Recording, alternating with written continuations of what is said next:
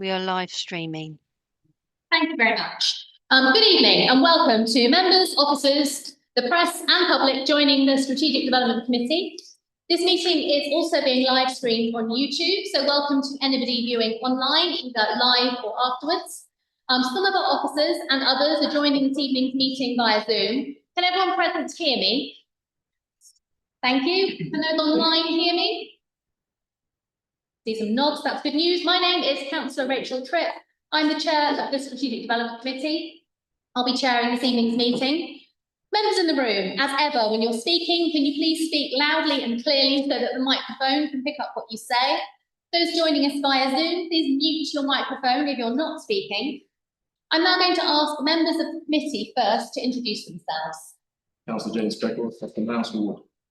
I'm Councillor Paul Stratford Ward. Councillor Madeline Solly-Constant, Forest Gate South. Councillor Mohammed Kane, North Ward. Councillor Blossom Young, Beckton Ward. Thank you very much. And now officers. Oh, I'm sorry, yeah, and John. Councillor John Norris, Castle Western Kent. Thank you. And now officers. Shirley Fortune, Democratic Services. James Bowler, Senior Development Manager. Dan Mager, Principal Planner. Vincent Healy, Legal Advisor. And other Principal Planner. Thank you, Liam. Shall I go next? Josh Hackner, Principal Planner at Newham. Ben Hull, Strategic Design Manager at Newham. Thank you very much. Just to remind members, when a vote is taken, it will be by way of raising our physical hands in order that we can capture this on screen. The first item on the agenda is apologies. I've received apologies from Councillor Alan Griffiths. Have we received any other apologies? Thank you. Item number 2 is the minutes of the meeting held on the 10th of March for approval. Those are outlined on pages 13 to 20. Are there any amendments or items arising from those minutes? In which case, can we agree those minutes as a true record? Please. Thank you very much. Item number 3, declarations of interest. Are there any additional declarations of interest? Councillor Young. Thank you, Chair. Just in relation to item 7, in virtue of my role as Cabinet Member for Council Housing Improvements, I sit on boards associated with strategic housing delivery in Newham, so we'll be recusing myself from that. Thank you very much. We'll make sure that the minutes reflect that. Chair. Just on item 6, Good Hotel, as a surrounding member of Council for Custom House, I attended a consultation that the applicants put on. Thank you very much. Again, we will add that to the minute. Councillor Morris. Chair, for item 7, the application until stands in the ward. Also, thank you. Item number 4, determining planning applications. Members are asked to note the advice from the Head of Legal Services on determining planning applications. Is that noted? Noted. Thank you. Item number 5, announcements from the Chair. I've had the following requests to address the committee. Bear with me. There are quite a lot of speakers tonight. Could speakers please identify themselves when I call out your name? For item number 6, that's the Good Hotel, we have Deirdre Armsby, Desi Maranova and Tony Simpson, Meredith Boffman and Chris Gascoigne and Neil Dealey. We also have Asif Mohammed, Raju Chauhan, David Ray Scott, Gozia Kwiatkowska, thank you, Colleen Rainey, and Chauhan Rajenda. I'm sorry about that. Thank you very much. I'm doubly glad to have you here. I also have John Ridley. Is John Ridley perhaps with us online? And Scott Durban. And Malik Amin Rubio. Prakat Menon. Yep. Dr. Gordon Peter Murphy. Thank you very much. And for item number 7, I have Liman Zlatkova. Yes, that's quite right. People for future items may well be waiting outside, in which case I won't call those names now. And I won't call item 8 either. The usual practice is to allow up to 5 minutes in total for both supporters and objectors. However, for the first item, in light of the number of people wishing to speak, I'm minded to allow 10 minutes for both supporters and objectors. Is that agreed? Agreed. Thank you. Can we agree the remainder of the order of business as outlined on the agenda? Agreed. Thank you. Please note the full consideration and planning assessment of matters is covered, as ever, comprehensively in our committee report. I know members will have full regard for the committee report, and so the officer presentation will be a summary of the key issues only. Could members please also note the office update report which has been circulated? And may I please call upon the applicants team for item 6 to address the committee?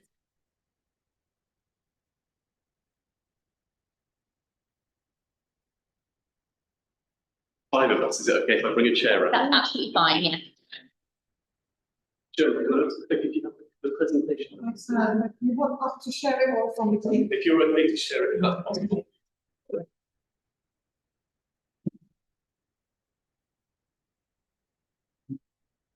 I will, ready, of course. I will set a timer for 10 minutes. I will try to give you an indication when you've got about 2 minutes.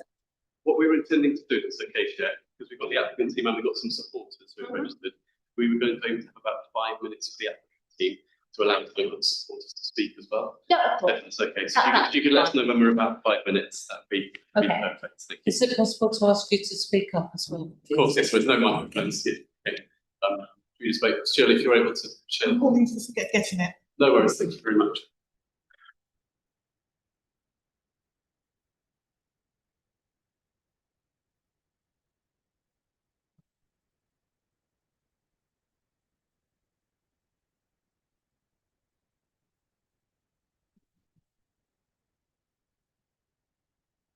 It was an email from my colleague, George, fairly.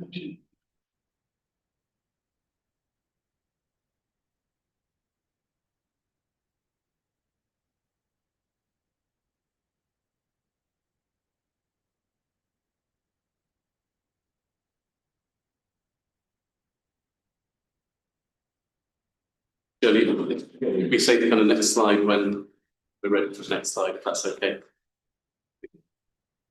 My eyes here. Thank you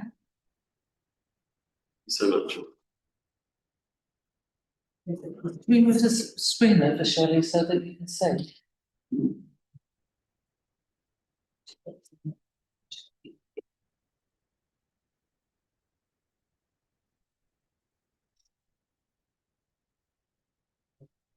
Is that good enough? Yeah, I think we can start with that. Yeah. You're ready whenever you are. Oh, yeah. Oh, sorry, the next slide. Just that one. Yeah, lovely. Thank you so much. Good evening, Chair and members of the committee and folks in the room. I'm delighted to be here today to bring life to our proposal that you see in front of you. I'm Deirdre Armsby, Strategic Advisor to the applicant Good Group. Just briefly, the Good Group is a non-dividend social enterprise, which means it reinvests profit into its charitable foundation and the training programs which you will hear about shortly. The first and only Good Hotel in the UK has been in the Royal Docks since 2016. It's got deep roots in its neighbourhood. The Good Community Vessel proposal will continue this deep foundation and connection to the needs of the neighbourhood people.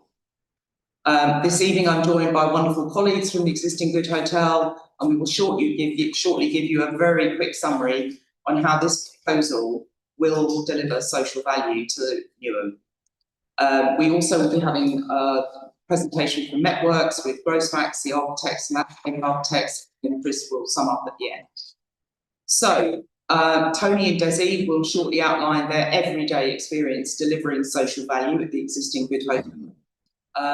We do this in amazing partnership with our Newham Works, providing training and employment at all levels of salary, seniority, and flexibility in order to have the most impact on the mainly new residents that are employed there. We need another vessel to expand and roll out this positive social impact now more than ever. And we know how to do it at numbers, at pace, and with people at its heart. Our ambition, given the nature of the Good Group as a social enterprise, is to expand the good things that we're currently doing. And without further ado, in the very short time we have, I'll hand over to Desi, who's the general manager at the hotel.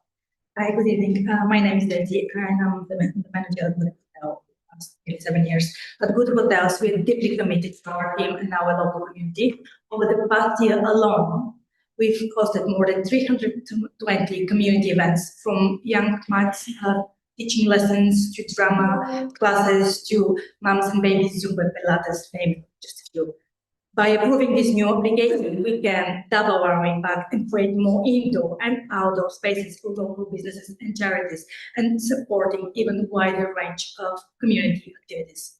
We love seeing our neighbors use our space as they tend to their own, working, connecting, and spending time together. That sense of belonging is real, is reflected in our guest feedback, in the recognitions we receive, including being featured in Tom Carriage's program, Hidden World of Hospitality. None of this would ever be possible without our incredible team. We currently employ 79 people, most of which are new residents, many of whom are carers. So we have prioritized flexible working arrangements that support their lives. We believe strongly in human potential, and people are indeed the heart of everything. As a social business, we've shown that it's possible to give back while creating a meaningful impact. With your approval, we are confident we can do even better. On that.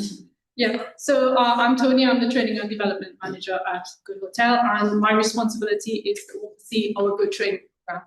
I've met hundreds of new residents who've applied for a place on our training program. Taking them on board, what I've learned through the training is that many of them face real barriers to employment. We're thinking about young graduates who are struggling to find opportunities, single parents. We're looking at individuals who are affected by health conditions, mental health challenges, autism, and even hopelessness as well. By approving a good community vessel, this gives us an opportunity to expand our program with a shared vision of not only tackling unemployment, but by supporting and motivating the workforce for tomorrow. Okay. Next 3 slides, please, Shirley. One. 2, 3. That's it. Next one. Next one. Next, please. And next. Thank you. The position and visibility of the vessel will be key to the success in drawing in new businesses to dockside and encouraging them to participate in water activity. The new vessel will be linked back to the Good Hotel and the Corniche via pontoons, park islands, and other facilities to support water activities. This includes new facilities for the open water swimmers. Next, please. The new vessel can be seen here as a new layer beyond the meanwhile uses and the existing hotel structure. It's contributing to the Royal Docks vision, we think, in a number of really exciting different ways, with facilities for swimmers, with new pieces of park, and with abundance of different opportunities for water activity. The new vessel will provide new floating park elements within a new lagoon that is formed between the 2 vessels. The floating and planted islands will contribute well to the docks biodiversity. Next, please. Next. And if you're happy to wrap up, that brings your 5 minutes to an end. You do, of course, have another 5, but you might want to allow them to support us. We might just use 1 more minute, if that's okay. It's probably, yeah, it's really, yeah. From further on the dock side, next, please. You can get a full view of the water body, and it's revealed with the planes on one side and Millennium Builds on the other. Next, please. The architecture of the vessel is influenced with bow-like forms and folds made of materials common in the marine environment, reflecting the water and the elements and the weather. Next, please. The arrival from the cable car will provide an immediate and inclusive destination with activities to attract many different kinds of users.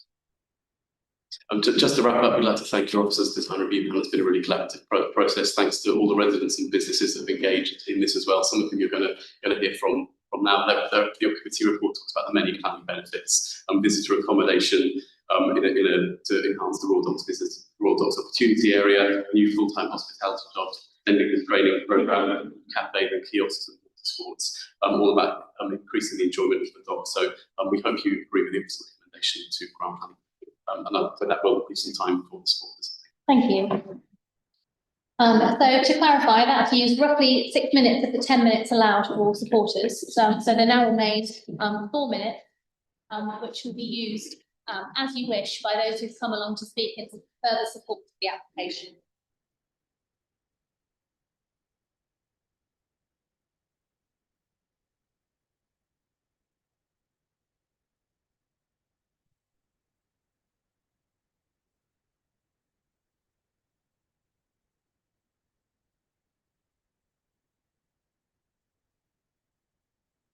So you have around 4 minutes between you. The reason I'm being careful on timing is just so that we've allowed as much timing for those to speak in support, we're allowing for those to speak again.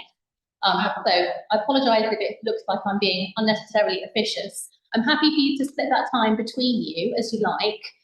You know, if you're handing over. And this 10 months, 1 minute. Yeah, no, that would be absolutely fine. That would be. There's 5 of you.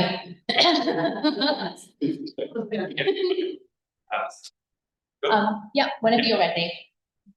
Okay, so my name is Atif Mohammed, part of new employment arm out here work, and been there since 2007, helping those who are most furthest away from the labour market, work market. Fast forward today, we've been a key partner in supporting the training program at Good Hotel. We've had 60 trainees who have gone through the program on a year-to-year basis. Borough knows what the program is about. We've had positive reverberations leading from the trainees into employment, and with the collaboration that we do across hospitality and partner relations, they've gone into work from there as well. It's always oversubscribed. It's always very popular. We feel no doubt that we've already got the frameworks in place to support the additional 80 to 100 trainees that will be in place for the new vessel as well. So we're really eager and really supportive of that going ahead. Thank you. Hi, I'm Meredith Bachman. I'm here on behalf of Love Open Water and NOCA. We're the largest provider of safety infrastructure to the open water swimming industry in the UK. We've been running open water swimming at the docks for over 10 years now. Today, with thousands of swimmers visiting throughout the year, but historically we've been constrained a little by limited facilities. Our mission is simple: more water, more people, more safely, and we're confident that working with a Good Hotel helps us move closer to that. It's about being best in class on safety, with swim experience a close second. What's been really encouraging in this project is the collaborative way Good Hotel approached the design of the new vessel, not just thinking about critical safety elements that we must have in place to set the gold standard, but also creating a space that genuinely works with the community. Alongside general swimming, we offer coaching, cater for community groups and charities, and are supporting people transitioning from the pool to open water, which is often the biggest barrier to entry. To date, we've made things work, but we want to grow participation, especially locally in Newham. We need a more welcoming and inclusive environment, one that supports people with different needs and competence levels. Beyond that, it's about people. We want to build a strong partnership with the Good Hotel and create real pathways from participation into roles like lifeguarding, coaching and operations. Thank you. Hi, my name is Raj Chauhan. We've been running a business there since 2005, and we found that the Good Hotel coming in there has created a sense of community. It's the only business that we found, a major business that's helped us in creating the community spirit that we need there. Also, their training program. We've had some of their trainees come and train with us or work with us. So we find that they're trying to create a community, and the new hotel that will have somewhere where even local people and people from outside can come and see something. At the moment, there isn't a lot there, and I think this would be a great attraction for people to come to the area. About 1 minute. Hi, my name is David Ray-Scott. I've lived in the area for 16 years and seen many changes. As a local resident, we care deeply about how the dock area continues to evolve from the residents' perspective.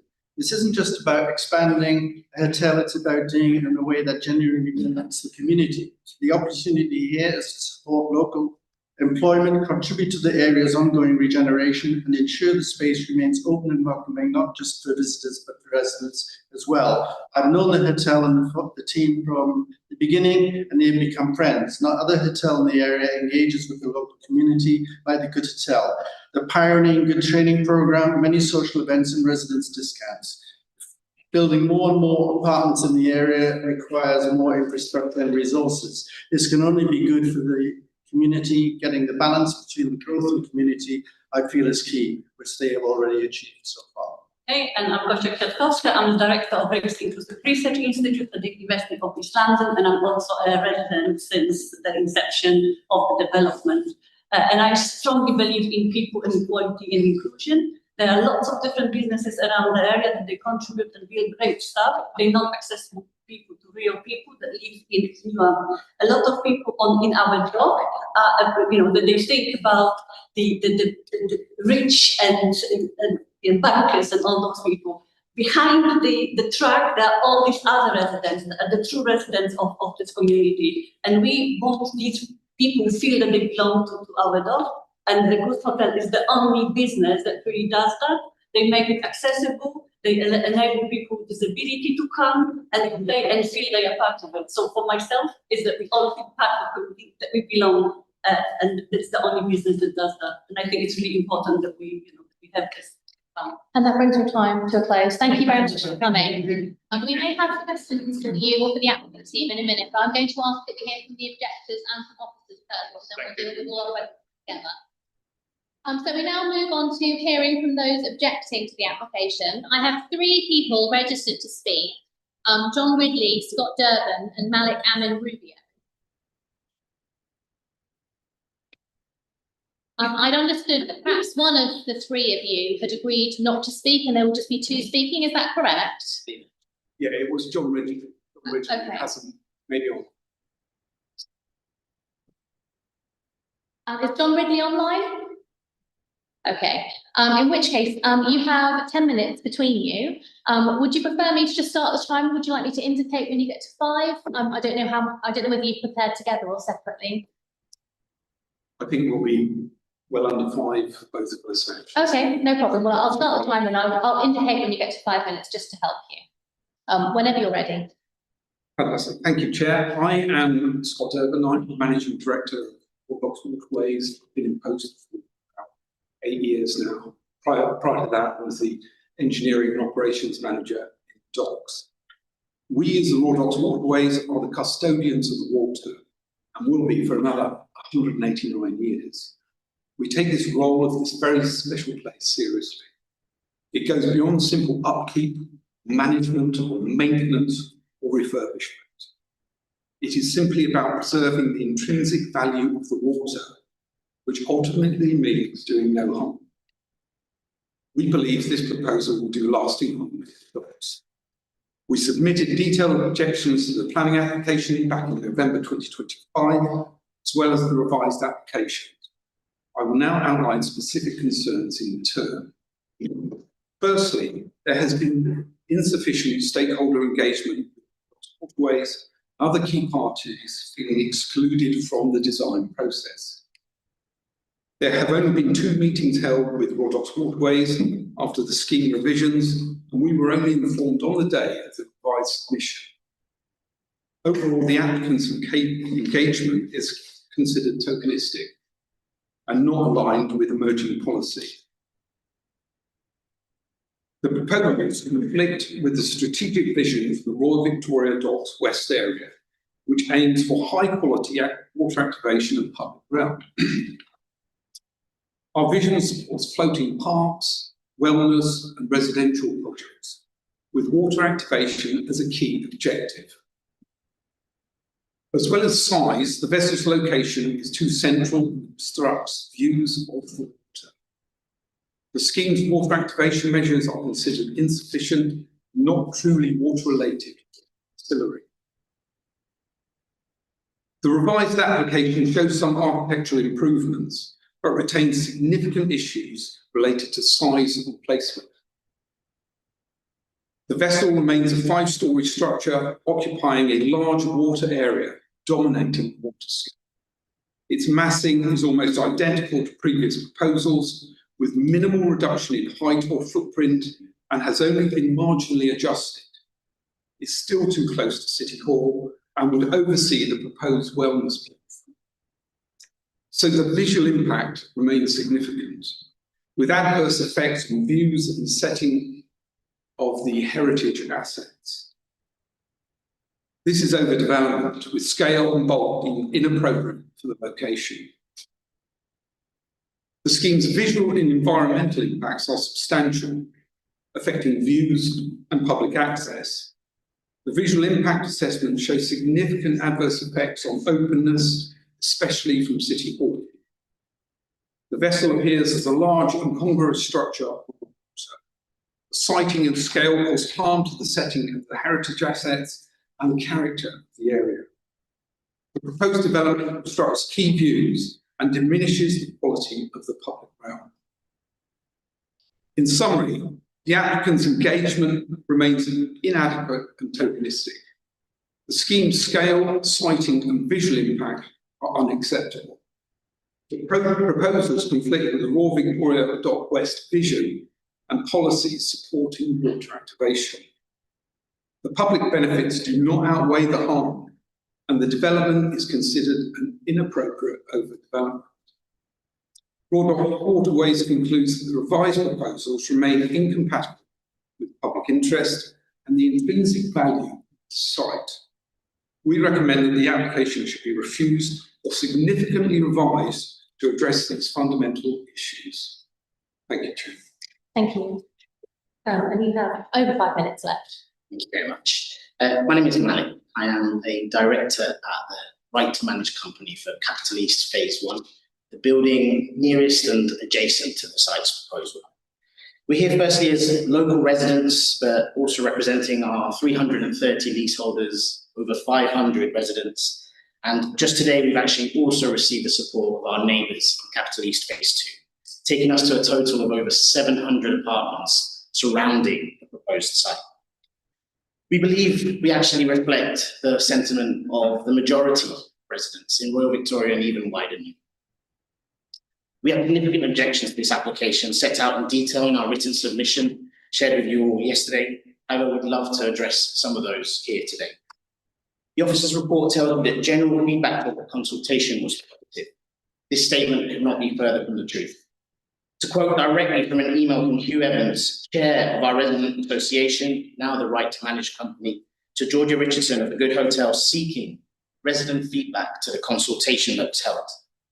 Hugh notes, I can tell you that the response has been universally negative, not a single one of our apartments or residents being in favour of your plans. This was followed by over 100 negative comments on the public consultation and a petition signed by 328 local residents. Whether you wish to consider the consultation, the petition, or both, accounting for some crossover, there can be no reasonable interpretation of generally positive feedback. Please allow me to clarify for the record our feedback. Feedback to the plans is overwhelmingly negative with significant opposition. Only a few comments have been received from further afield in support of the very limited benefits of a hotel to the local public.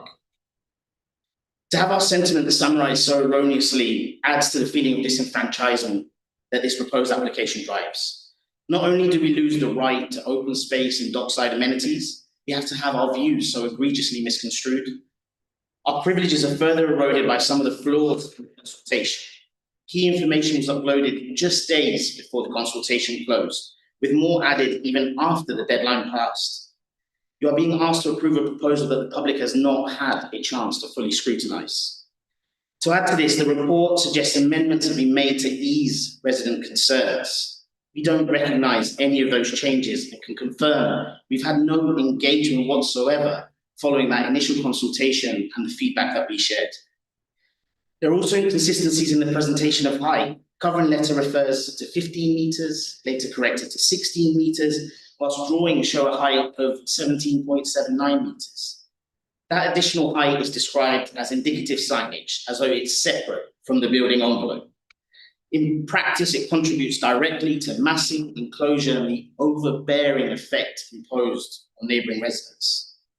Locals in Royal Victoria are too well accustomed to the high winds that blow across the dock. Unless these indicative signs are going to stand up on their own, they're part of the building. Nobody thought the impact on the look and heritage of the area was okay at 15 metres, let alone 16 or 18 metres. Lastly, as residents grapple with onerous processes of fire safety in a post-Grenfell world, with many of our buildings having to cope with crippling costs of waking watch and other measures, this application has gaps in its fire strategy, considering the building as an individual entity rather than a linked site with the existing hotel. The request is kind of approved now, and they'll figure out the rest of the fire strategy later. Chair and members of the committee, I believe you represent the very same people I do, and I recognise that planning law requires decisions to be grounded in material considerations. Those procedural issues and material reasons are detailed in full in our rebuttal document. We urge the committee to refuse this application. Refuse it because the due process is so significantly flawed, but equally because of the significant negative impact on the dock and the local community who vehemently oppose these plans. Thank you for your time and considerations today.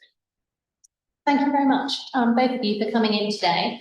As I said, we're going to ask for the officer presentation now. And when we come to discussion and questions, we may have some questions for you. And if so, I'll direct those to you. And if you're able and willing to contribute, then we'd welcome your contributions at that point as well.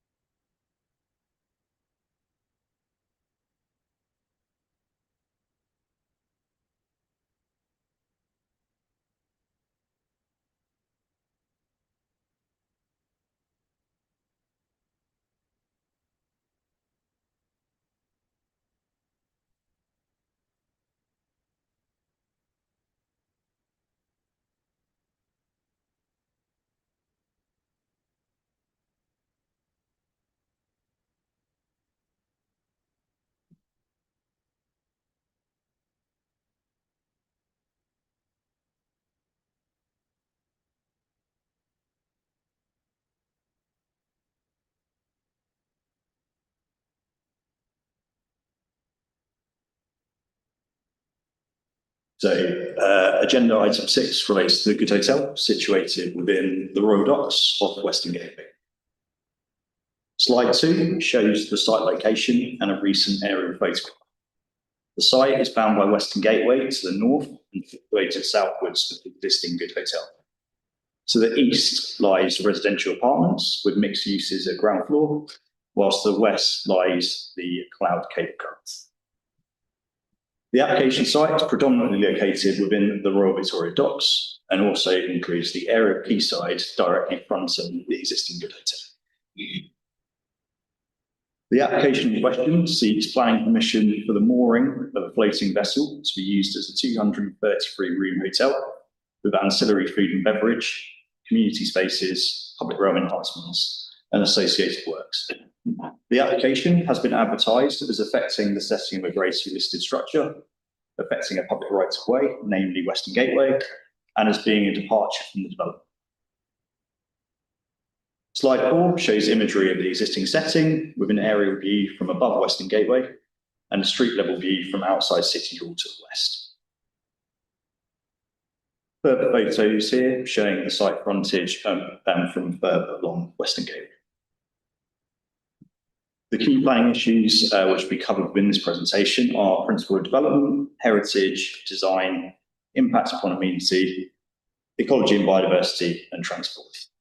All other relevant material considerations are covered within the committee.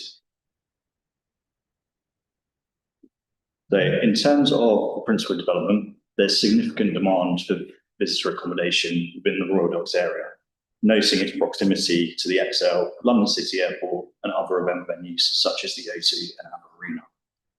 The Royal Docks Opportunity Area aspires to become a vibrant new London quarter, creating world-class business, industrial, cultural, and residential districts, while the London Plan seeks to strengthen the visitor economy by enhancing and extending attractions and providing a sufficient supply of services and accommodation to support them. The proposals that are being considered are considered to be in line with the aspirations of the opportunity area in providing accommodation to support the functions of the adjacent employment hub, associated visitor economy, and wider ambitions for the Royal Docks area. The hotel would employ an average of 100 people, while the existing good training programme would be expanded to offer work experience and hospitality training to unemployed residents, making a positive contribution towards job growth and community building. Ancillary cafe and restaurant uses, informal workspace and community floor space would also be provided and publicly accessible, contributing towards a mixed and inclusive neighbourhood. It should also be noted that emerging local plan policy states that hotels and other forms of visitor accommodation will be supported on sites in areas within 15-minute walking distance to the ExCeL Conference Centre. This consideration can currently be afforded some weight. With regards to London waterways, the scheme would deliver significant local economic and social benefits, including job creation and training opportunities, high-quality public realm works and water-based activities. The Royal Docks is an underutilised asset in the borough, and the development provides an opportunity to create new water-based activities and facilities, including a lagoon, kayaking, canoeing, improved open water swimming, cultural events and art installations, addressing local deficiencies and would increase the number of people using the docks. A comprehensive strategy for water activation would be secured by a Section 106 agreement to ensure these are operational from day one of the hotel use. It should also be noted that other floating hotels exist within the docks, and therefore the proposal would be in keeping with existing uses. While the permanent mooring represents a departure from the development plan by extending development into the water, and impacts on the openness of the docks would be limited, and on balance, the scale of public water-related and community benefits is considered sufficient to justify support. In terms of heritage, the proposals would impact upon the setting of the Grade 2 listed cranes, located on the northern and southern side of the docks. The visual impact of those on the southern side would be limited. However, it is noted that the current uninhibited view pair of cranes on the northern quayside from the western quayside would be disrupted, as shown in the HTVIA image. While alterations to the location of the vessel and a reduced massing has lessened the impact upon views of these cranes compared to the original scheme, less than substantial harm is still attributed, albeit at the lower end of the scale. It's considered that the public benefits of activating the water on the quayside are considered to outweigh the harm that has been identified, and therefore the scheme is supported from a heritage perspective.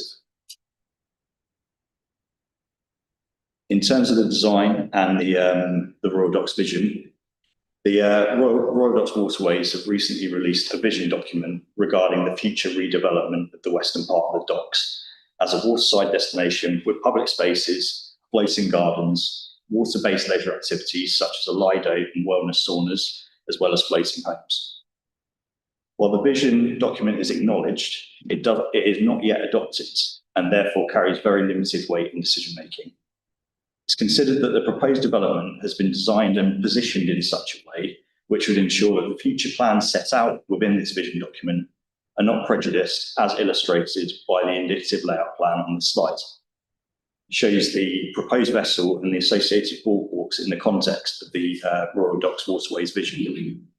The proposed uses and public realm improvements are also considered to align with and be complementary to the vision for this part of the docks.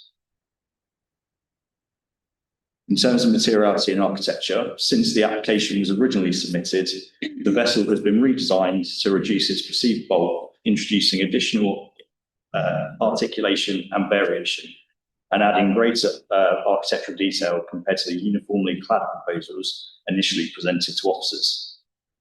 The revised design draws inspiration from historic dockland vessels, using forms influenced by naval ships, container ships, and water-based infrastructure, rather than a purely modern aesthetic. Lightweight aluminium cladding and red rust corrugated elements, including columns and secondary cladding, are proposed to add depth, texture, and visual interest, with detailed drawings now submitted to demonstrate the quality and specification of materials for both the vessel and ancillary pontoon structures. Design officers support the scheme subject to various conditions and Section 106 obligations, securing detailed finishes and retention of the architect's as design certifiers to ensure that the approved quality shown within drawings is actually delivered. In terms of the scale and the visual impacts, the proposed vessel would be 16 metres in height, 5 stories, and would be positioned southwards of the existing 3-storey Good Hotel. This would provide some screening when viewed from the northern quayside. The scale of the vessel is comparable to the Sunderland yacht, which currently measures 15.6 metres in height and is situated further east within the docks. Numerous tall buildings are also present along the northern quayside. The visual impact assessment submitted as part of the planning application shows that the vessel would not appear overly dominant when viewed in the wide dockside context. Although the vessel would extend into an undeveloped part of the docks, its location is at one of the widest points of the docks, meaning that it would not significantly affect the openness of this vast area and would not appear restricted. In terms of landscape and public realm, a new bridge would connect the vessel to the northern quayside, providing public access to floating pontoons, cafe, water sports hire kiosk, and open water swimming changing facilities, with a clear and logical circulation route around the docks. Seating, benches, and a sun deck would also be provided to support informal social use, alongside enhanced planting and trees to soften the hard dockside environment. The bridge, boardwalks, and pontoons would significantly improve access to the water, encouraging greater use of the docks for leisure, sport, and social activity. Following officer feedback, detailed landscape drawings and sections have been provided with revised low-profile edge protection alongside details showing points of access to the water. The landscape strategy and its maintenance, as well as approaches to lighting and wayfinding, is to be secured by planning condition. In terms of impacts upon amenity, it's acknowledged that the vessel would be visible from nearby homes, namely those located on Western Gateway. However, an acceptable separation distance would prevent unacceptable impacts on privacy allowed. Daylight and sunlight studies have been undertaken as part of the application, which show no breaches of BRE guidelines, with no significant effects on surrounding residential properties to warrant recommending the application for refusal. Overshadowing would be limited, with only minor short duration shadowing in nearby public areas during winter months, and with minor impacts on residential buildings and amenity spaces. It's acknowledged that the proposal would generate an additional footfall within the area and associated noise from the hotel, restaurant, bar, and community uses. These would be controlled through licensing restrictions and hours of operation and should be consistent with those of the existing Good Hotel. Given the proximity to London City Airport, TfL services and the ExCeL, there's already a reasonable level of background noise in the Royal Docks.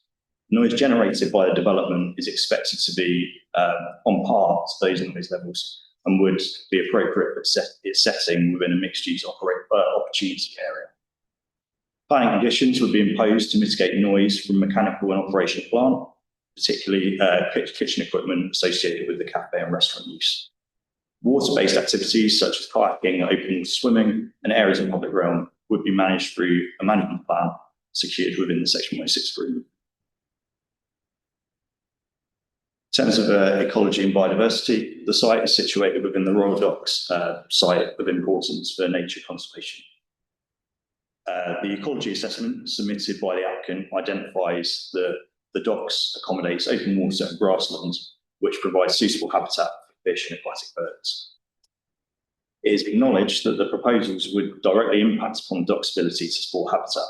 However, to compensate for this, floating gardens within the lagoon area would be provided, which include a mix of plant species and trees, which would provide suitable habitat for birds, fish, and pollinators.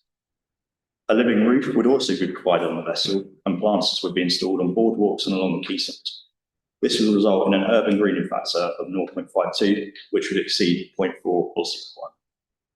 It's noted that despite these interventions, the scheme would still result in a net loss of biodiversity. Therefore, a legal obligation to deliver and achieve a 10% statutory biodiversity net gain offsite would be secured. In terms of transport, the development would be car-free and utilise existing blue badge on-street parking situated along Western Gateway. Coach parking and taxi bays are also available a short distance from the site.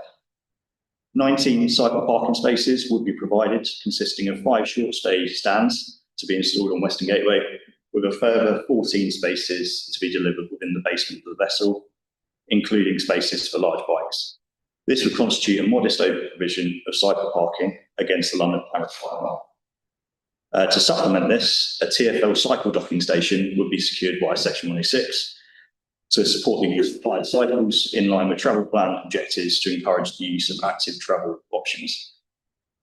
The active travel zone assessment undertaken as part of the application identifies that there's scope to undertake works to improve the pedestrian environment along routes that would be commonly used to travel to the site. A contribution again would be secured via a legal agreement to invest in these improvements.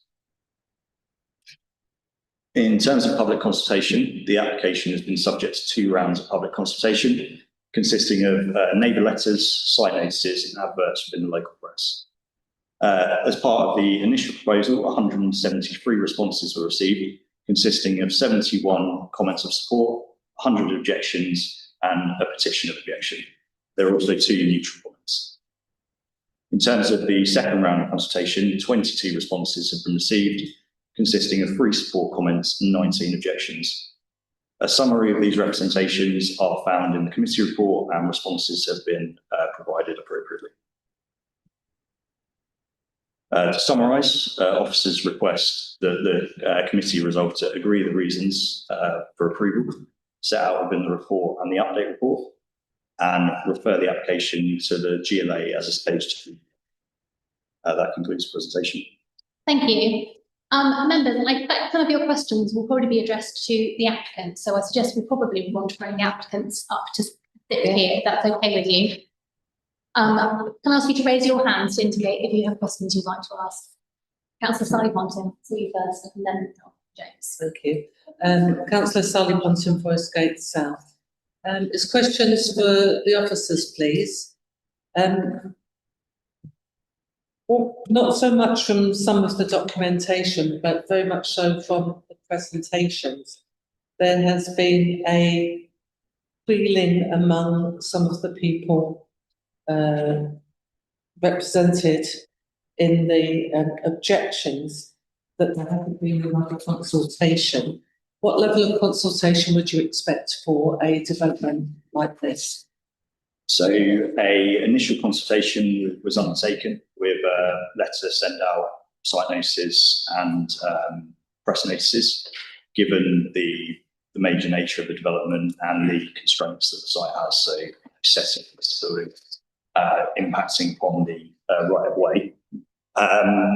There was a second consultation that was undertaken following quite significant changes to the development in terms of design, its location.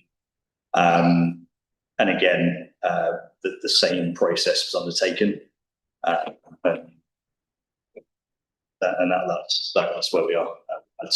Two rounds of consultation leading up to this committee. So that forms the statutory part of the consultation, but the applicant has also undertaken their own consultation with the community, which they can comment on. Okay. Is it possible to ask the applicant, please? Hey, Chair. Of course, yeah, I would also be keen to hear from the applicant. I mean, the bit of one of the objectors that stuck out to me is the allegation they have that there have been no engagement whatsoever with people from nearby buildings. So it'd be really good to hear your comments as well. Yeah, thank you.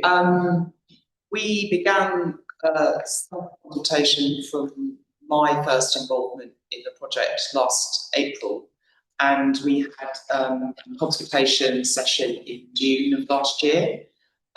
We mailed out to 3,900 addresses in the area. We hosted the event so that it straddled an afternoon and an evening, so that we could maximise the number of people that could come, you know, before work, after work, before collecting children from school, etc. We very much tried to think of that, to try and draw in as many people as possible. Indeed, I think that the event is the one that both councillors referred to in their statements at the beginning of the meeting. and we held that on board the vessel. We had large scale images of the proposal so that it's accessible and it wasn't small drawings that people were trying to get their head around. We had a team of probably 6 people there all day to answer questions and sit and talk to people about things they wanted and concerns they had, to really fully explain it. And I think the main number that we had through the door that day was pushing 90. Do correct me if I'm wrong with the precise number, but it was around that, which we were extremely pleased about, that level of engagement. Yeah, and then we had 25 feedback forms as well as those 90 visits. We've subsequently ran another round of consultation just about 3 weeks ago with the amended scheme. We did a similar exercise. We had live on the vessel. We had notices outside to invite people in. And as well as that, in our general correspondence communication through newsletters, we had a website. We believe that we've kept up a place where we can always be contacted, and we're a hotel, there's 24/7 people there. So we do believe that we've done the process very extensively and genuinely. Can I ask officers a follow-up question? Yeah, of course. And then I think Councillor Young, do you also have a question about consultations? Yeah, in which case we would follow on first. I've noticed in the documents that we've got on page 32 onwards that there is a little bit of reference back to the consultation. And there was this application as a departure from the development plan. So the applicant has spoken about a second consultation that was connected with that. Could you explain to us a little bit about that and why it needed did it need a separate consultation plan? And did it meet the legal need? In terms of it being a departure from the development plan, or it needed a separate consultation given the extent of the changes made. So it's a bit of both. So originally we'd validated the application with it in line with the development plan. As a result of the GLA stage 1 response, they recommended to us that it was a departure from the development plan, and therefore, as part of the secondary consultation, or the reconsultation, it was described as being a departure from the development plan in terms of the London plan, City SI17, Maiden City Waterways. And then the consultation was also undertaken given the extent of the changes that were made in terms of the overall scheme originally. So a full suite of drawings and documents were submitted by the applicant, which triggered the reconsultation. And so therefore, the applicant has been seen to meet the statutory engagement process? From our perspective, yes. Thank you. Councillor Young, I did see other hands first, but I think your question was also about consultation. It is. I mean, I have separate ones about stakeholders we'll talk about too, but just in terms of that consultation, so appreciate that is fulfilling the statutory requirement. To my mind, 2 events does not necessarily a consultation make for a scheme of this nature, I suppose.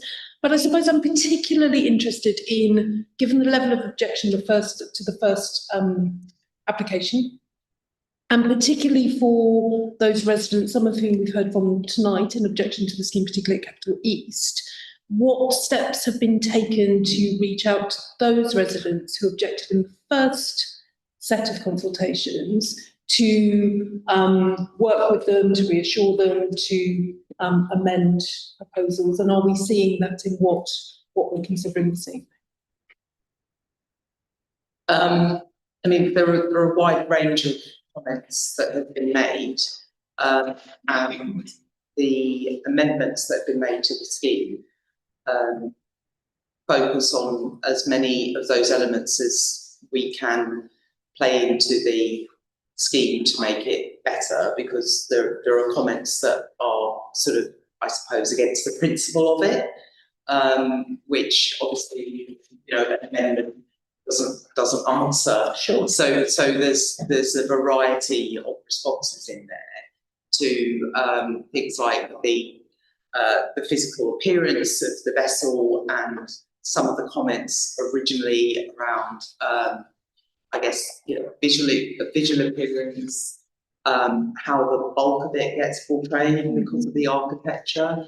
So, as Neil could speak to this much better than me, but the articulation and the driving of the design in the redesign is very much about how you minimise that mass, just in very simple terms. Sure. I'm interested in something much more fundamental, which is really about what have you done to reach out to those residents. So particularly the Right to Manage group. We've heard from objectors who really are working with 700 households next year. What have you done to work with them? I think the Right to Manage group is relatively recently formed, because in the last consultation that we just had, one of the ladies from Capital East came in and we had quite a long discussion about that process that they had been through, and we actually host some of the events related to the things they do in the building. The ward panel, for example, is hosted in the Good Hotel. So there is a dialogue and there are channels where people can come to us, read all the written comments, and we have always offered, both through the website and through, as I say, you know, the newsletter that we have, that people can always come and talk to us and raise issues. But we obviously took what we read and tried through the amendments that we've just recently brought forward to try to address as many of those issues as we could. But we have been presented with a variety of issues that are not always about the planning process. I mean, that just factually that your officers have presented obviously the first round of consultation before we the first round of consultation before we amended the application, where there are 173 responses, 70 willing support, 100 objecting. We then undertook the amendments in kind of very detailed dialogue with your officers and design review panel, submitted them, but then the second round of consultation, there were 16. So I fully appreciate you would take everything into account. Yeah. Obviously the number of comments did reduce following the amendments. That is true. I'm always keen for objectors to understand that they don't have to respond to every consultation. Of course, I was presenting it factually, sorry. Many objectors may well feel that they've written in support or objection to the first round consultation and may then feel that they've had their say and might be dismayed if they thought that we weren't still taking those into account, which we certainly do. I know we've got lots to discuss on this. Councillor Morris, I think you were next, and then Councillor Beckles. Sure, thank you, Chair. I noticed in the report that the application goes against the London Plan defending the 17 policy. And the reason why it was allowing something complicated with the exceptional case. But I am interested in safeguarding the public way, as this is a publicly maintained infrastructure. So I wondered if officers can chime in and provide some clarity on how to safeguard the public way to the functioning of the as well as just general public space. Also, another question for officers is on top of the question of consultation. The mention of inconsistency of fact-giving consultations, especially around 15 to 36 minutes. And I wondered whether the officers can chime in on detail whether this is correct, but also what impact it would have on the committee in judging this application. And lastly, in terms of cycle docking, I'm assuming this is Santander provision, and I wondered what conversations officers had in terms of the business case for building the Santander dock, in consideration that the evidence of Michael were going to be in the capital, and whether it's actually a business case for Santander compensation. Sure. So in relation to your first question on public, the application has been advertised as impacting or affecting a public right of way, as the red line boundary covers the quayside. So it's purely a point as part of the consultation process to say, as a matter of fact, the public right of way is completely red edge. From our perspective, the public right of way wouldn't be impacted or impacted negatively by the scheme. There'd still be there would still be right of way for members of the public. And that is 24 hours a day. That's regardless of whether the hotel's open or not. People can still walk where they currently can. That's my understanding. That includes the structure. No, go ahead. Does that include the pontoon? The pontoon where, sorry. The floating walkways that Yeah, comes off this. So the extension into the docks itself. Yeah. So that wouldn't be included as being part of the public right of way. That would be. So it's not recognised as being part of that Northern Quayside, which is the recognised right of way at the moment. It would be down to the management of the hotel whether or not that would be accessible for 24 hours a day. But it wouldn't constitute part of the designated right of way. Chair, considering this is a public waterway, As I understand it, I think the existing public right of way remains, and then the additional paths that we're talking about are building additional floating paths which aren't there at the moment. So it's not taking anything away, it's adding on to what's already there. What I'm saying is the additions. So they wouldn't be designated as a public right of way because they would be part of the hotel.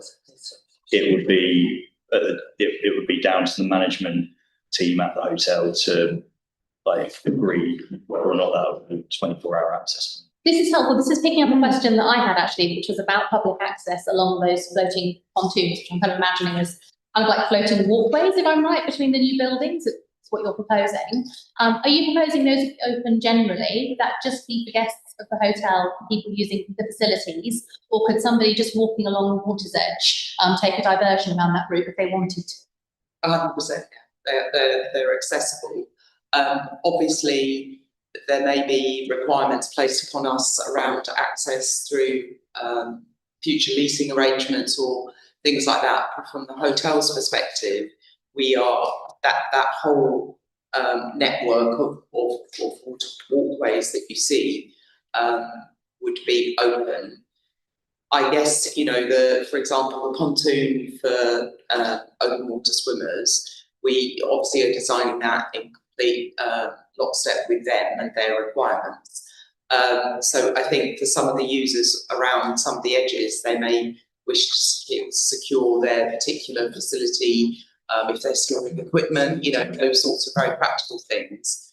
But generally speaking, it is designed to be used and open all the time, as long as, I guess, there isn't a safety issue, but it's got nothing to do with the private access for hotel guests at all. It's open public. So perhaps some clarity from my end on why I'm asking this question. So Excel closed off a section of the waterfront because they're on that property. But what I would also say is, considering that we are potentially giving away a small section of the water infrastructure that is coming to a private that's coming. My concern is that there should be at least some requirement for public access 24 hours to that property dock. And I guess my question about this is about how many have conditions as part of the planning application, whereby we can ensure that there will be 24, unless exceptional circumstances, that we can provide 24 public access to that pontoon dock. So at the moment, I refer you to page 115, which is heads of term number 18. So there's a commitment to funding, delivery and management and operation of all water activating uses, which includes the public accessible boardwalk, bridges, pontoons. whilst it's not explicitly in there at the moment that they would be accessible 24 hours a day, 7 days a week, that is something that we could do as part of it. That's something that would be agreeable to the applicants as well. I mean, I would certainly personally be content with that. We might need to put in something about exceptional circumstances, allowing for safety concerns or deliveries or maintenance but again, we would hope the threshold for that would be reasonably high so that the principle of Newham residents enjoying the water was there. Blossom, I can see you indicating, did you want to come in on this issue? Well, simply to support that proposal, which I think is the right one, given the work that has been done to secure continuous access to the dock, and particularly given some of the concerns from other stakeholders around access to the waterway. I wanted to pick up on what you said about the potential for future leases, though, and that, because that struck me as something that would be counter to that. But I do think there's a real case for conditioning that and maintaining public access. In which case, with the committee's agreement, I'm going to suggest that we leave that with officers to add that in as a condition if we are minded to approve this evening. Within safety parameters. Yes. Yes. John, does that deal with your question before we move on to your other issue? Yes. Great. The next question from John was, again, another one that I had, which was about the inconsistency around the height. I wondered if I could perhaps ask officers to clarify that. I'm also mindful of the comments from the objectors, talking about their concerns about signage, which they felt further confused the issue of the height. We totally acknowledge that there have been discrepancies in terms of the height that's been published within documents that have been provided. We have had amended application form fire safety document which has rectified that.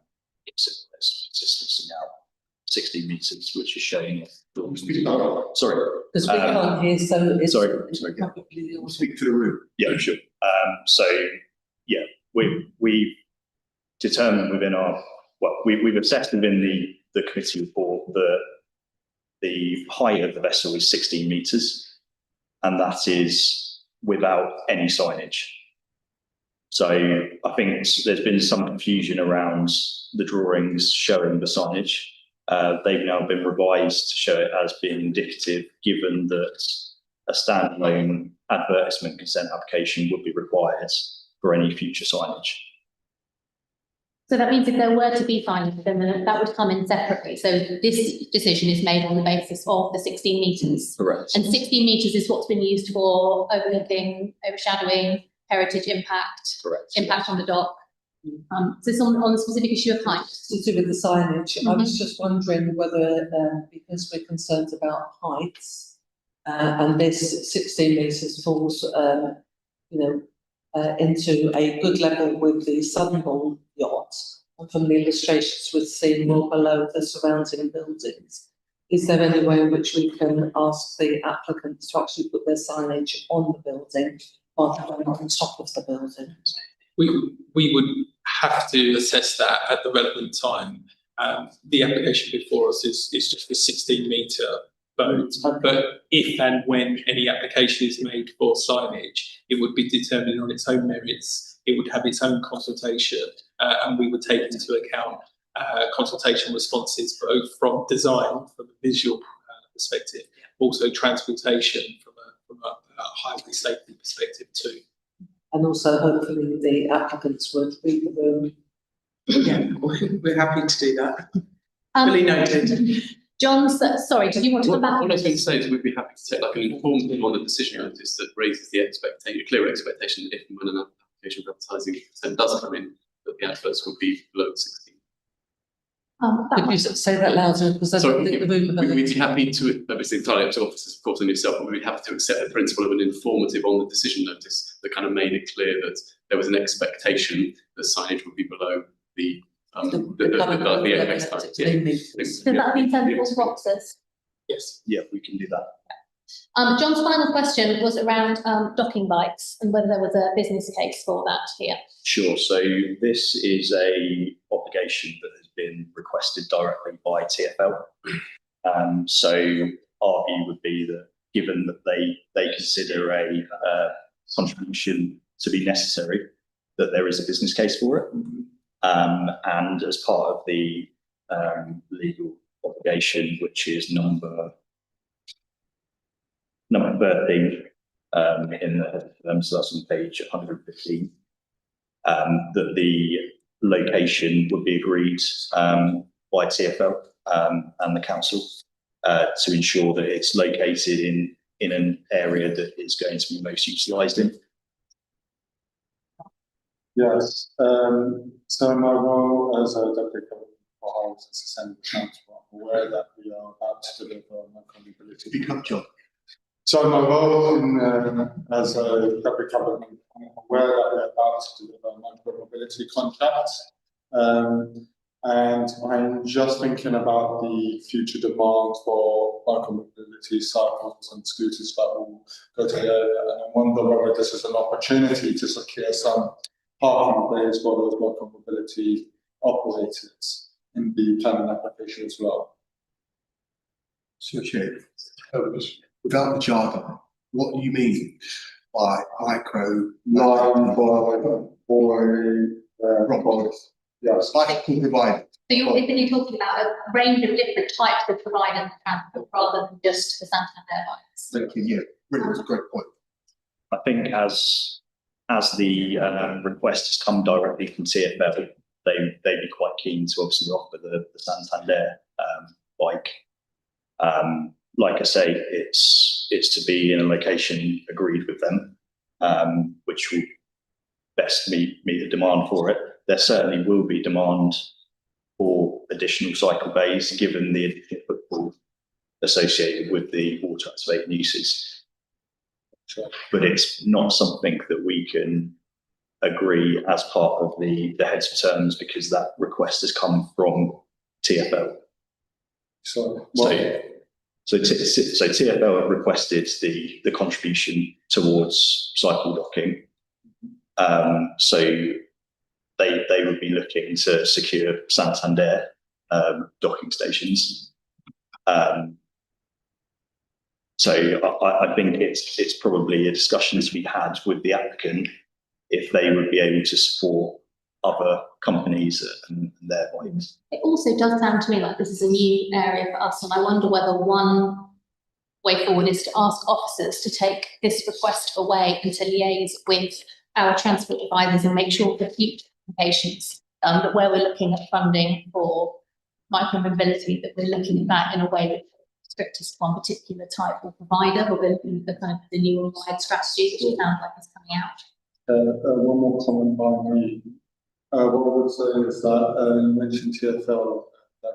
My suggestion would be to talk to our officers as well, because we do actually have requirements for disabled parking spaces. So I would imagine in the future, as the chair said, in future applications, we really want to think about parking places for micromobility. So through the chair, we could amend head of term 13 so that it says towards cycle docking stations, via TfL or alternative providers, which would open up the conversation. Seems sensible to me, you're in favour of that. Did members want to come in on this issue? On this point, Chair, obviously we have Royal Victoria DLR and we've got the cable car, which are TfL assets. Surely the answer to the conjecture just raised, the TfL to the planning exercise, where best to put their bicycle racks. I think that's the thing that needs to happen, rather than us confuse our planning application with that. TfL have 2 sites where they can put the multimodal bikes or whatever you call it. But I think we should leave it as that and get TfL to do their own work and run the best place. Because what we don't want, perhaps on this side, we focus on perhaps cycle storage is one. Councillor Mohammed. My question is around that micro mobility, and can we make sure that we get a good provider? Because obviously, for me, and that's the majority of our casework is around line bikes that line around all over the borough, littering place. I definitely hear that. I worry we're being a bit distracted now, having a bit of a discussion about micromobility. From my point of view as chair, I think if it's possible to add in wording which allows that contribution which has been agreed to go towards physical cycle docking or another provider, then that provides the flexibility for TfL in liaison with our transport officers and with the applicant to determine what's the best and most sensible way forward here. Councillor Sally Parton. I've got a question about waterways and maintenance. I'm going to come back to you because we're still on John's question at the moment. I think, in fact, no, I'm sorry, that brings us to the end of John's questions. I did see James first, and then I'll come to you, Adelaide, and then Councillor Beckles. Thanks. Councillor James Beckles, Custom House Ward. We've heard a lot about benefits in terms of jobs, but besides jobs, what other benefits would the scheme bring? And I'm thinking here about landscape or even the waterscape. Touched on height, that would be my question, so we'll elaborate on that. And then on to quality and design. And we've heard about heritage on the heritage site. The docks are that more particularly well loved, well liked, well used. You've got the cable car and the comments back from the design review panel. So I'm just wondering, how have you aligned the comments from the design review panel, taking the design, the look, the feel, the history of the docks, and kind of align that together to make sure you've got a building which looks and feels as though it's welcome within the dock, and also benefits the dock in that light. I just take one of the design review panel's comments about the zigzag glazed frontage, which I thought was quite interesting, and they said offers variety. And I just wonder, how are you building that additional variety into the design of the building? Do you want to start with the design, and I'll come back to public benefits? Yeah, I mean, we were working really hard to address all of the design comments, no matter where they came from, whether it's please. we were working really hard to address all of the design comments, whether they came from the design review panel, the officers, RVT or Rodman. So we took all of the and the members of the public. We took all of the comment together. We have really thoroughly addressed over the 3 months all of those comments in a way that personally I've never experienced before. It's an incredibly thorough process that we went through, and that process resulted in a number of benefits, additional benefits, such as the amount of perimeter that really enjoyed water activity has really been amplified hugely. The architecture of the vessel has been progressed. It's all based around marine architecture. It's all based around forms of marine architecture, corrugation of the containers, colouring, the reality, the shiny galvanized metal that we're using to reflect the water, to reflect the sky, so that when the sun sets, the building will really come to life, reflecting time and sun. So it's been a very comprehensive review of all of the design comments we received from all stakeholders, and most of the stakeholders on that journey with it. And I think it's fair to say the design review panel officers and the Royal Dock team that we work with very closely through that process seem to agree that the design has been improved through that period. Just to expand on that, on the water, on the public benefits question that you rightly asked. So we obviously talked at length at the beginning around the amazing award-winning training programme and the employment opportunities that have arisen. So I won't go over that again, but it's such a huge benefit for those of you that are aware of all the great stuff the existing hotel does, and the aim to really amplify that here. So it is a really great public benefit. But in addition to that, you'll see the terminology water activating use is used quite a lot in the committee report. And that's because the way the policy works is it kind of encourages, if you're going to be doing things on the water, you need to be making sure you're activating the water. So we did a bit of a deep dive in terms of what that really means, and we wanted to have some really clear outcomes for that. So our objective was to ensure that things that we do increase the use and enjoyment of the dock, a range of different users. So the key design moves were including a kayak and water sports hire venue as part of the proposal, a small cafe and a kiosk. So you heard from open water swimmers, so a commitment to deliver a new facility for the open water swimmers who've been aware, unfortunately, the current one sunk recently, so they're really in need of a new one. In addition to, and I know you may say this is less of a public benefit, but ultimately this is the Royal Docks opportunity area, an employment hub where visitor accommodation is needed, and you must be why is it needed, because obviously the objectives for the Royal Docks include it being a great visitor destination, so to supplement all the good work that Excel does, people kind of coming here to use the water, so not just coming here to go into London, but actually coming here because of the destination. And we really hope these proposals and the water activating components are a public benefit that contributes towards that. I'm wondering, while we're just talking about the design, whether now might be a good time to bring in Toby Johnson, the chair of our design review panel. With apologies to those who've heard me go on about this before, lay people, we weigh the contributions of our design review panel very carefully and really rely on their expertise. And we're always particularly keen to hear how the applicant has dealt with the process and whether it's been a collaborative one and whether changes have been made in the kind of positive spirit of improvement. So, Toby, we're in your hands. Yes, thank you. The application twice. We reviewed the first version of the scheme, which proposed a design that was more a sort of ship architecture. We were concerned that it was a little bit diagrammatic and didn't relate to its context in a very sort of effective way. We then were asked to review the revised design recently, which we welcomed the developments that had been made to sort of slightly reduce the size of the lagoon between the two floating vessels, and the modelling of the pontoons in a way that reflected the activities that could be supported on that pontoon worked very effectively, as did this sort of increased amount of greening and landscape that was introduced. We also welcomed the sort of evolution of the architecture into something that was maintained sort of maritime references, but introduced more sort of articulation and visual interest, and responded better to the relationship between inside and out.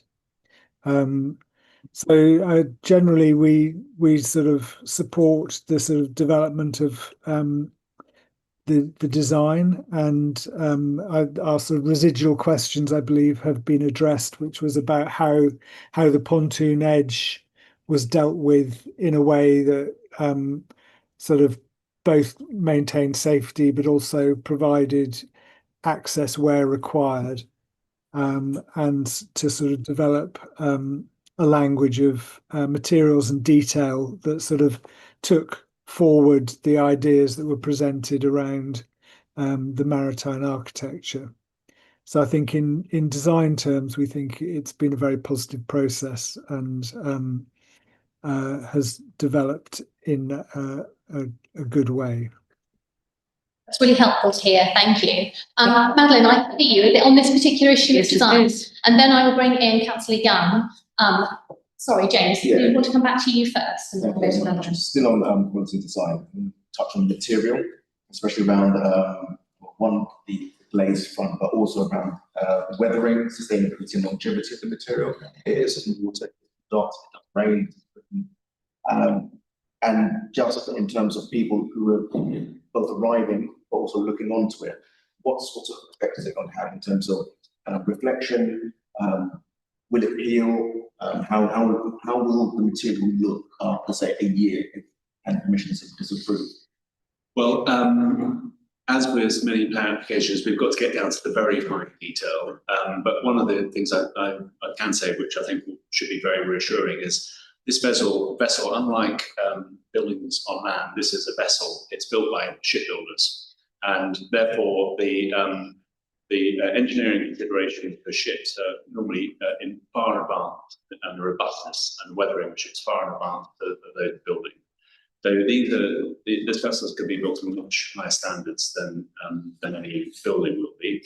The materials that will be used are accessible to shipbuilders, aren't accessible to contractual building on land. So we've got every confidence the quality of the construction is going to be of the highest order. We've already seen some components of it and some similar components of it, and we're very satisfied as the design team that this is going to be something that will be durable. It's got to make a package for us to see as well. So even before it gets here, it's going to have gone on quite a journey. And the marine architect and engineers are very conscious that has to be very well detailed and very robust before we even get here. So hopefully that will be reassuring. It's not something we can say about many projects we've been working on. Madeline. I'm very aware that the borough, within its heritage, was the centre of international maritime trade, and these docks were the main element of that when they were built. When we're talking about heritage, we're not talking about the heritage of the current site necessarily, we're talking about the heritage of what was there 50 plus years ago, some of which some of us can remember, unfortunately. Being brought up in Custom House, standing where the current station is, looking up over the dock walls, we saw structures like that, which were the big ships. And that's where our families worked. That's where two of my grandfathers worked, my uncles. And I'm glad to see that the structure that you have chosen, whether it meets other issues or not, is to be decided by the advice we get from the planning team.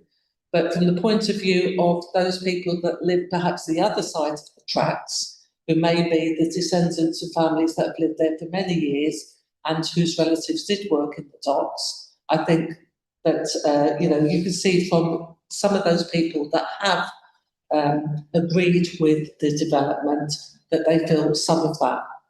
So I'm glad that that's been reflected in the design. Okay. I'll come back to my issue about waterways in a while. Okay, I'm just going to bring in Blossom and then we'll bring in you. I have one comment and then we've spent a while on this application. It's quite right that we've had a large amount of responses. I am starting to think about trying to move us to wrapping up, thinking about voting, but I don't want to rush anyone. Councillor Young.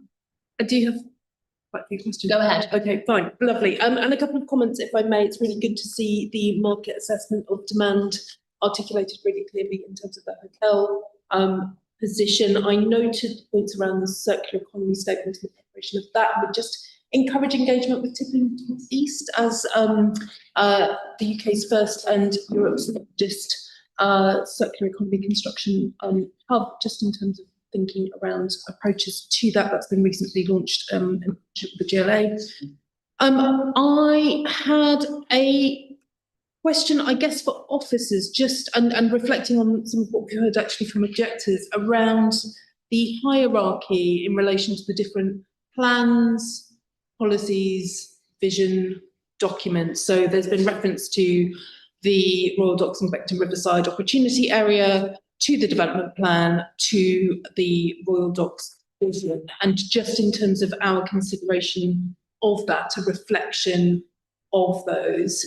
And I guess related to that, with the just a question for the applicants, really, just reflecting on what Royal Docks Waterways have said around engagement or lack of, whether you were in a position to comment on that from your perspective also. Is that all of your questions? No, it's not all of my questions. Well, why don't you list them now? Okay, fine. Great. And I then also just wanted to ask about the net loss of diversity, appreciating this is conditioned, so it may not have been thought about in terms of achievement of that biodiversity net gain. I'm interested in the officer comments around expectation that much of that will be achieved off-site, because it strikes me that there's an opportunity actually in increasing habitat on the docks itself, and how that might be steered in that direction. There's been reference in the presentation and in the documents to the active travel improvements. Actually, don't worry about that. And I think it would be only right to pick up on the question of documents which have been submitted, which objectors have referred to after the consultation period is closed, and commentary for officers around that in terms of the materiality or not in reference to the decision we're taking today. Great, thank you. Do you want to start off, perhaps officers, by talking about the hierarchy of the different plans that have been referred to? Sure. So as part of our assessment, we use the London Plan and New and Local Plan, relevant documents there, the relevant policies there. The Opportunity Area document effectively provides a long-term vision up until 2041 for the Royal Docks and the Beckton Riverside area, which talks about how jobs to be created, capacity for additional housing. And the application site lies within that opportunity area. And we feel as if the proposals align with the vision of that document. In terms of the Royal Docks Waterways vision, so this is a very recent document which looks to which provides a vision for the western end of the Royal Docks area over the course of the short and medium term. At the moment, that document is a vision that carries very limited weight in the decision-making process. It's not yet adopted.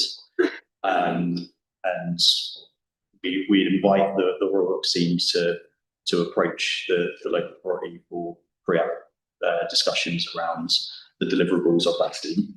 If I refer you to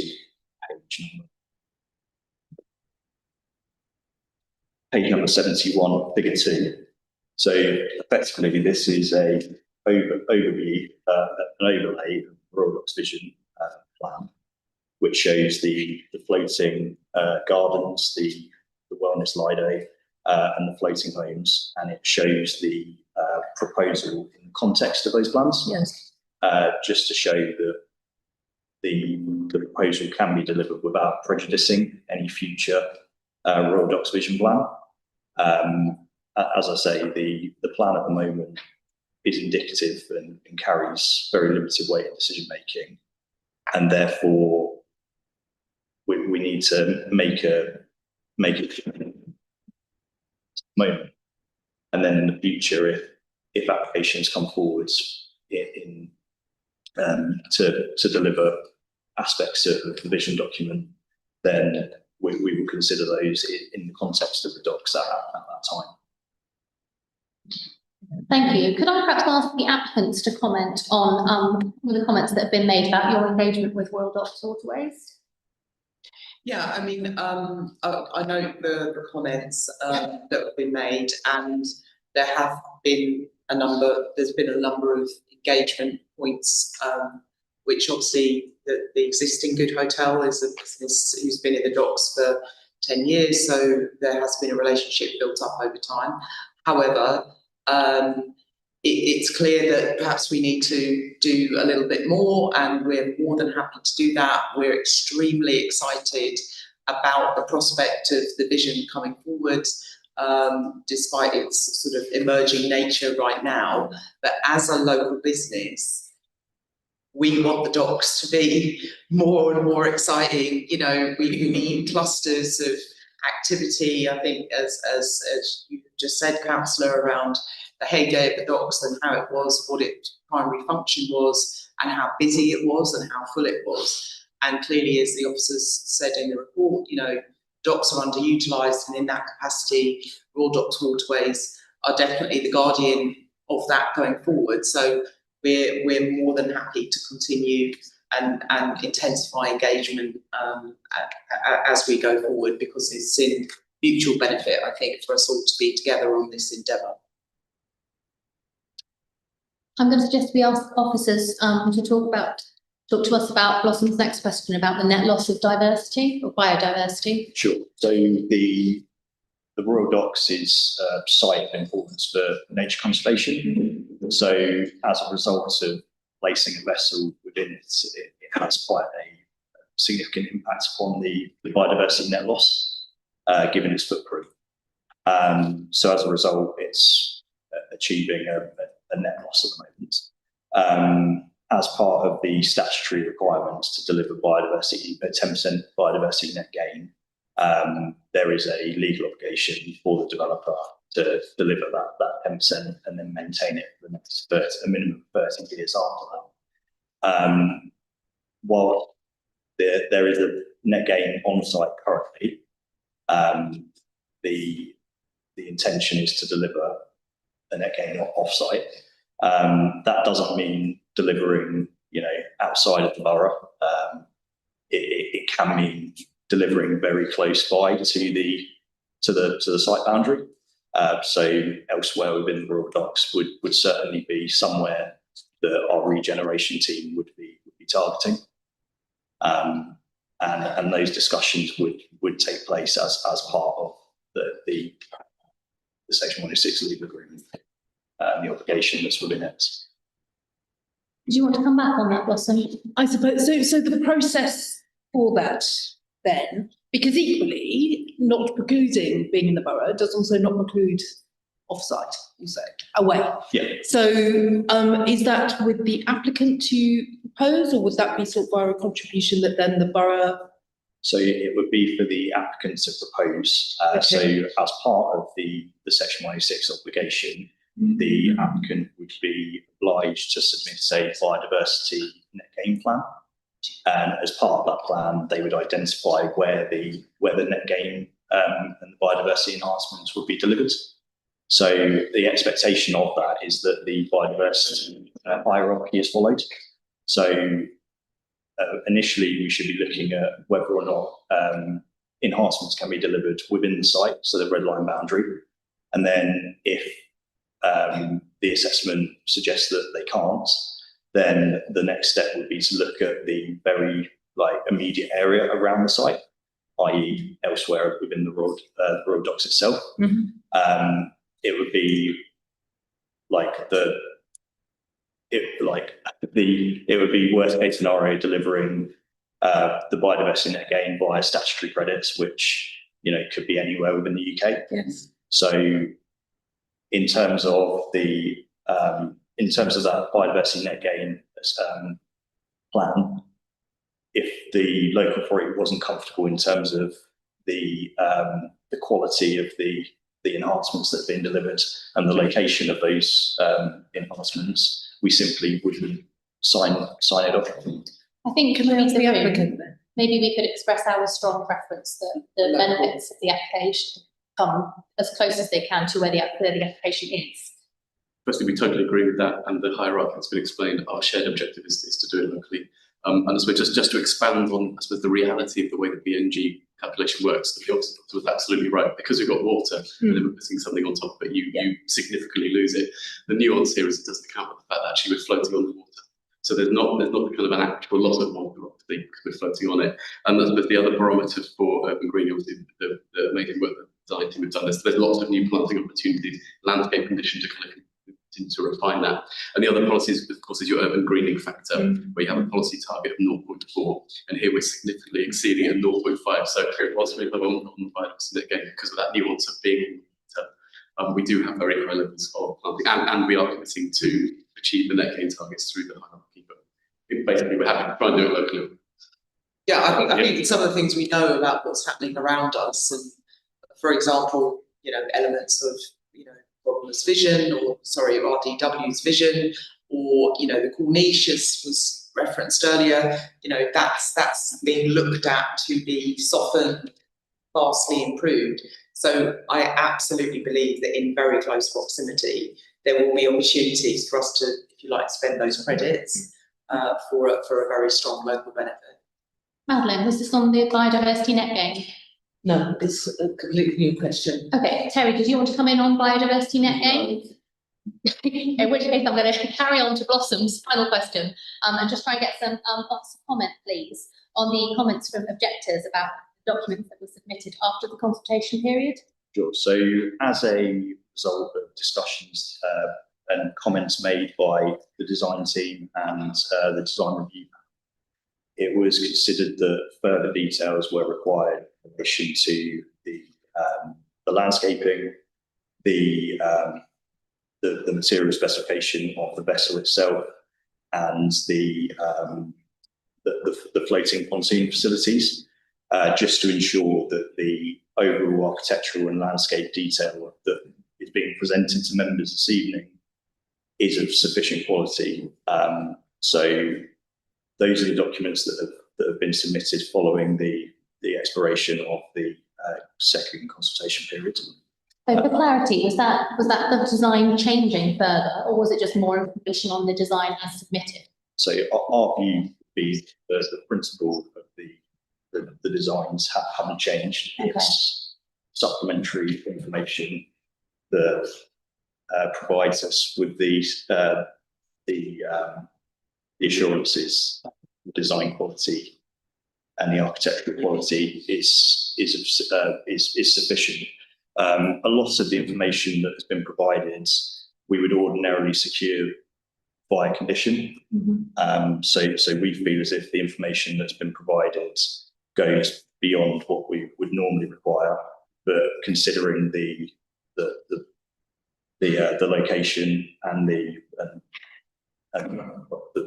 location and the prominence of the proposal, we felt it was important to get that information across before committee rather than secure it via condition. So just for complete clarity, in terms of what the public have been consulted on, there is no material design change that has been submitted under the application. We don't feel that has been. And we've used discretion in not triggering another consultation. Colleagues, I've seen another couple of hands. I did have comments. My question's short. Most of you have you've covered off most of my questions. I did want to come back very briefly to this, to the real principle behind the development, the basis on which we make the decision. And obviously the quotation on page 64 of our papers that the waterways should not be used as an extension of developable land was the bit that really jumped out to me. And I just wanted to get officers to talk us through, from first principles, if you like, how we start off from that principle, which says really this kind of development doesn't have to to the place of officer recommendation for approval. Briefly. Sorry, I know this stopped at the heart of it. Toby's looked up as well. Sure. So the starting position is that there shouldn't be development which extends within the waterway as it's an extension of developable land. However, we've weighed up the public benefits of the employment and the training program that would be provided, as well as the public realm improvements and the water activation strategy generally, alongside the architecture and landscape quality scheme. We've also taken into account the fact that there are already other hotel uses within the docks, and we've weighed that up against the policy, and we feel as if it outweighs the fact that it is a departure from the development. Thank you. Two more very quick questions, then I am going to wrap this up. Madeline and then Terry. Thank you. What's the lifespan of the vessel? I'd have to defer to I'd have to defer to the engineers on that here today, but it would exceed, in my view, it would exceed the normal lifespan of a building on land because of the standards I was referring to earlier. I think you need to put that into the parameters of the lifespan of modern building land. Yeah, well, with a modern building on land, you would think of it as having a 50-year life. Components of it need to be replaced after, say, 20 to 25 years. So it's that order of magnitude. So it's 20 to 25 years. With some components of it to be maintained and possibly replaced. Okay. Planners, can I just confirm that as with other buildings within the borough, should they meet the end of their natural life or usage and need to be demolished, anything else that is proposed to replace them would need a complete new planning application? Correct. Okay, that's confirmed. Thank you. Terry, and then we will move to the vote, I promise. Thank you, Chair. One of the objectives mentioned of a lack of high quality activation. You referred to water activation. Is there an actual definition? What is water activation? Because it's been referred to quite a long time. But no, I like precision. What is it? Define it. And the reason why I say that, there was a question prompted by my fellow colleague. There seems to be a hierarchy of planning documents. And also we referred to the Royal Docks as yet to adopt their policy. If their strategy is adopted with a reference towards water activation and the objective mentioned high quality, to ensure coherence, what is the definition Question further to officers. What are we referring to as water? Fine. How is that going to be tested? So I think from our perspective, it is anything that is going to, bring people closer to the water. So the delivery of the walkways will bring people closer to the water. And then there's uses ancillary to that, which are the potential water sport uses within the lagoon, the floating gardens within the lagoon, the open water swimming facilities, which will allow people to. Just a supplementary therefore, part of this application, one is the economic benefits, secondly, it's the job element. So obviously, we're putting a hotel on top of water and people are working. Could that be defined as water activation? I think that's probably more employment. If we see water as an asset, which it is, and that asset is activated, then by definition, anything which is water activation can be defined. The reason I'm trying to get to the bottom of it, lots of different documents floating around, some which are adopted, some which are not. If people want to come back at some point to about water activation, I just want some clarity and coherence. We'll talk about the same thing. Sure. I'll ask the question to the applicant, but from an officer's perspective, helpful. We haven't got the definition of water activation. We go away and drop. I think that's something that could have been fed into the emerging local plan, but I think we might be slightly too late in the day in terms of making amendments to the emerging local plan. I feel like we could still feed that back to our colleagues in planning policy, couldn't we? Yeah. What is your definition of that? The reason I'm asking that is reference quite compound. It's not been adequately defined. That's a key principle of this application. So I'm looking for clarity. So before you answer the question, be concise and clear. What is water activation from your perspective? So I can form a view of this application. I'll do my best to be clear. Thank you. And you're right, because the policy context is not 100% clear. Okay. So the London plan talks about water activation, and it talks about that things on the water should generally be water activation. So word generally quite important. It then, the London plan uses some examples. They are only examples. It talks about ancillary uses such as bars or restaurants, for example. Ancillary to a passenger pier could be considered water activation.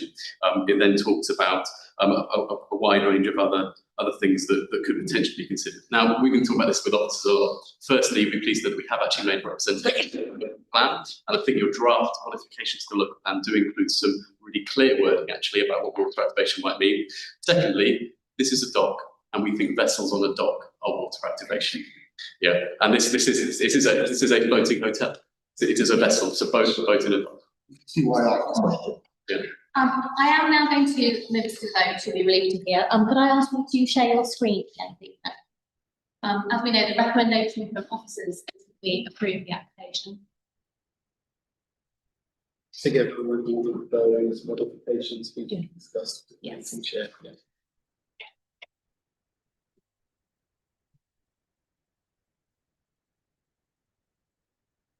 Yeah, as James has pointed out, we have suggested a couple of minor amendments during the meeting to reflect some of the concerns of the committee, but those notwithstanding, we are recommended to, as I was about to read it, the text has vanished. Okay, that was last condition number 5.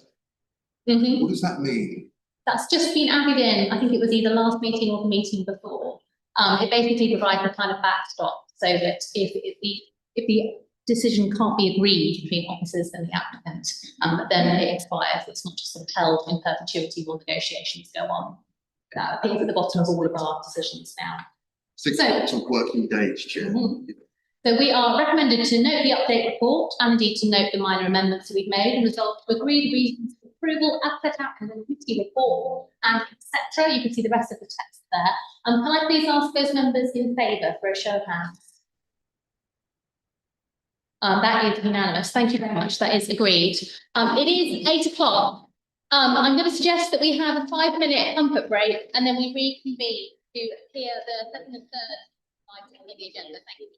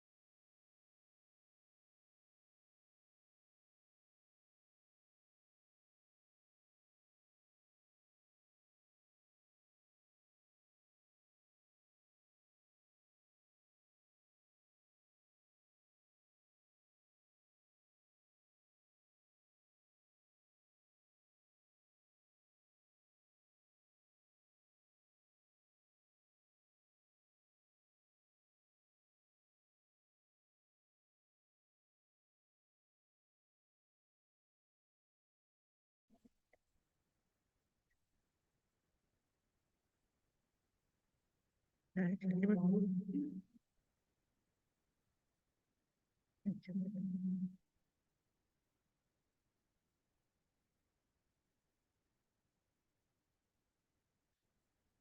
making sure that we're.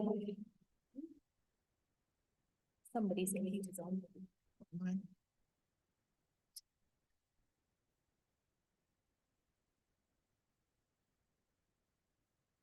How's the sound now?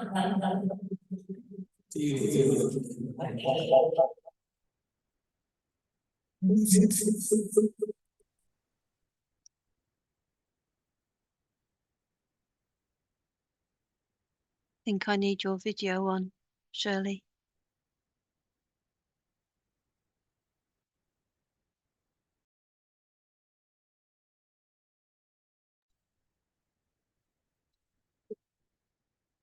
Just unmuted, was that okay? Yeah. Oh, there we go, great. Right, thank you very much for bearing with us. Welcome back to tonight's meeting of the Strategic Development Committee. We are now on agenda item 7, which is New Barn Street, Barstow. Sorry, forgive me while I just get the top of my papers. I understand we have people from the applicants here, Lehman, Jake and Victoria. Did you want to present to the committee or were you content to be available to answer questions? Me. Any of you, Lehman, Jake or Victoria?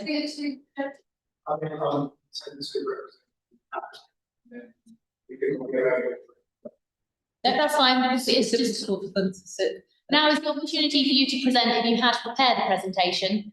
But if not, then we can move to the officer presentation and then we'll bring you up for questions later. Given that it's been deferred to from last month, would you like to move to the officer's presentation?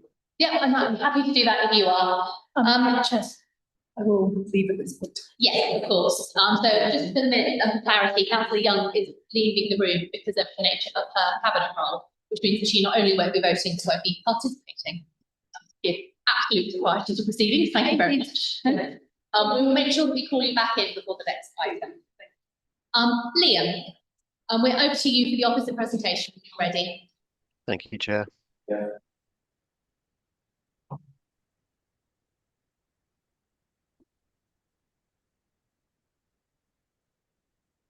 Okay, can I just confirm you can see that and you can hear me okay? Yes, we can. Thank you. Okay, thank you, Chair. This is item 7. This is the 36 New Barn Street application. Just a quick reminder that I'm not Claire Newitt. She's the case officer and I'm covering for her on this one. Sorry, a bit of a delay on my side. This is the application site. This is where located in the borough. And just a quick note here, this was deferred in the last committee. So members voted to defer the application, seeking the attendance of a representative from Newham to explain the timeline events and just answer any sort of general queries you had about the application itself. So since that time, there's been no changes to the report other than to make reference to the fact that it was deferred. And likewise, this presentation is the same. So I will go a little bit quicker than last time, but feel free to answer questions at the end. So a bit of background: permission was granted for demolition of the building and construction of new works on the site. This application itself is a Section 73 application to vary Condition 2, so that's to vary the plans, and Condition 9, which is the materials. So it's a replacement of approved plans to reflect minor design changes from the parent permission. So this is a list of the changes that were made to the elevations. Again, I won't read these out in full. It's detailed more in the report, but there are a series of sort of relatively minor changes to the elevations, which add up together to make a material change in our view. Likewise, there are some internal changes which don't materially affect the proposal, and some changes to the roof plans to reflect new photovoltaic panels, PV panels. The changes were originally proposed as non-material amendments, however, officers considered that changes amount to material difference than what was approved and considered that a Section 73 application was warranted. So just to briefly explain, non-material amendments don't require to come back to committee.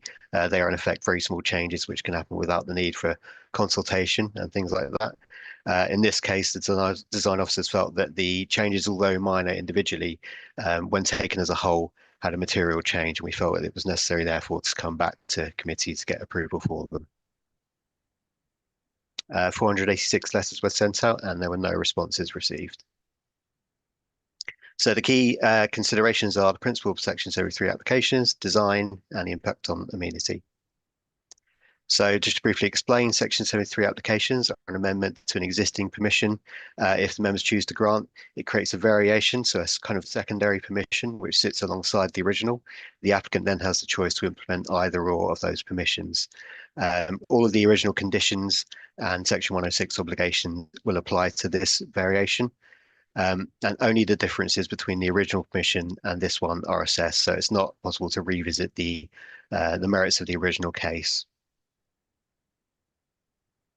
So the intent of the application is to regularize unauthorized works to the site which do not reflect the original permission, as noticed by design officers during the construction phase. These changes were considered harmful to the design quality of the scheme. So later in this presentation, I'll have the photos I presented last time to sort of show that in context. The original scheme included balconies which designed to drain off from the front edge, negating the need for rainwater pipes to balconies. And then that was noticed by officers that rainwater pipes had been introduced contrary to this, and they were quite prominent with horizontal connections. The brise soleils and NVHR grills have also been added without consent, and then other minor variations from the approval included inconsistent use of colour for external rainwater pipes, guttering, plant room doors and fixings. The cumulative impact, as I say, was to add significant clutter to the elevations, detract from the design quality of the considered scheme. So the design and planning officers worked with the applicants towards a pragmatic solution, seeking to reverse the most harmful aspects, and the proposals that we have now are what we feel to be reflect the outcome of those discussions. So the changes are to remove the horizontal pipe connectors from the underside of the balconies and relocate vertical downpipes into a less prominent location. The design of the brackets to the brise soleils have been amended so they're smaller and less prominent, and the fixings have been colour matched. And the overall effect of these changes has been to improve the visual appearance of the external facades and reduce the visual clutter. So this is an improvement over the as-built scheme. So these are some photos on site. So you can slightly ignore the red arrows. These are just taken from design access statement, but they give an indication of what was been built on site, and hopefully it'll be quite apparent why design officers had concerns about the rainwater pipes and other elements. They sort of add to that visual clutter. So I'll now show you very briefly the plans. So what was approved and then what is currently up for approval. So on the top, the blue coloration is what was approved at the previous application, and then the purpley pink color is the current application for you. So I'll just sort of pause on them very briefly to go through.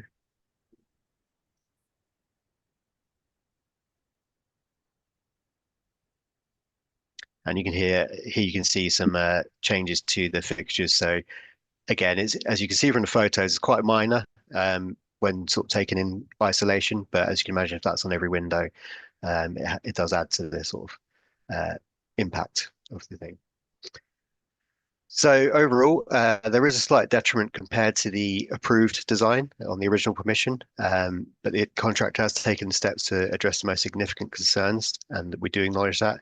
We also do acknowledge that some of these changes have been the result of changes to the design of it. The client has asked for a slight amendment to the planning brief, and perhaps the applicant can explain a bit more on that. So on balance, officers consider the changes to be acceptable. And then very briefly on impact on amenity, due to the nature of these changes, there are no impacts on amenity of neighbouring buildings. So the conclusion is we acknowledge that the scheme is not as visually pleasing as what was originally approved. We do acknowledge some of these changes are required by the proposed operator. We have worked with the applicant to address the most prominent issues and to take a pragmatic view to keep development moving forward. And so on balance, we consider that in the public interest, these changes are acceptable. And then the recommendation, therefore, is for the committee to agree the reasons for refuse approval set out in the report, and delegate authority to allow approval subject to the appendix of the conditions and the Section 106 obligations. Thank you, and I'm open to any questions. Thank you very much. Can I invite the applicants to come sit up at the table as well? Members?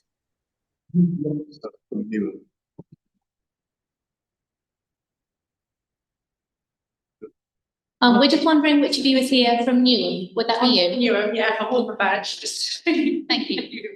Councillor Paul. Yeah, obviously, came to our attention because the material changes. Quite significant for the officers to pick up. Bearing in mind, it's the London Borough of Newham, we have to be an exemplar to the industry. Can you explain how these material changes occur? I can. First of all, apologies that I wasn't here the first time round. I'm so sorry. I do cover a number of projects, but that's no excuse. I was on site and I just missed that email. So I should have been here. I wasn't. So I'm really sorry that we had to defer it and come back again. Yeah, we got to this stage.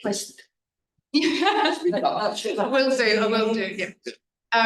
I started probably in 2023 and I have been discussing all of these projects with Claire Newitt, who's my planning officer that I go to. So I was aware of the back and forth as time was going on, because the original planning application you put in was to Passive House standard, but so we could enter into contract to deliver the Passive House scheme, but actually under the requirements, Newham's requirements is Passive House certification, which you can only really get after you've done a redesign in the detail and some testing, because then you'll need to know what the heat is in the room and all the calculations. So you can't really do that at the first planning stage. You need to go into a lot more detail, which you do when you're in contract. So we're in contract, things move along, and we've got the necessary people on board, and we realise that there's overheating, hence why we need the brise-soleil. So even though we've got verandas which shade, and when the submission went in, there was horizontal brise-soleil, we then had to put in vertical. Claire brought it to my attention, eek, and I said, okay, I understand what you're saying. So we cut it back. So instead of it being 4 bars long, we made it 2, in most places 3.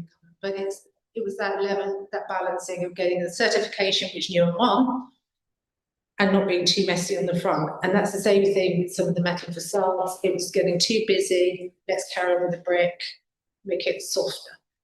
Okay. This is supplementary. In various building applications and sites which Newham have done over the last couple of years, there's all been a mention of Passive House standard. Yeah. So what assurance can you give the committee tonight?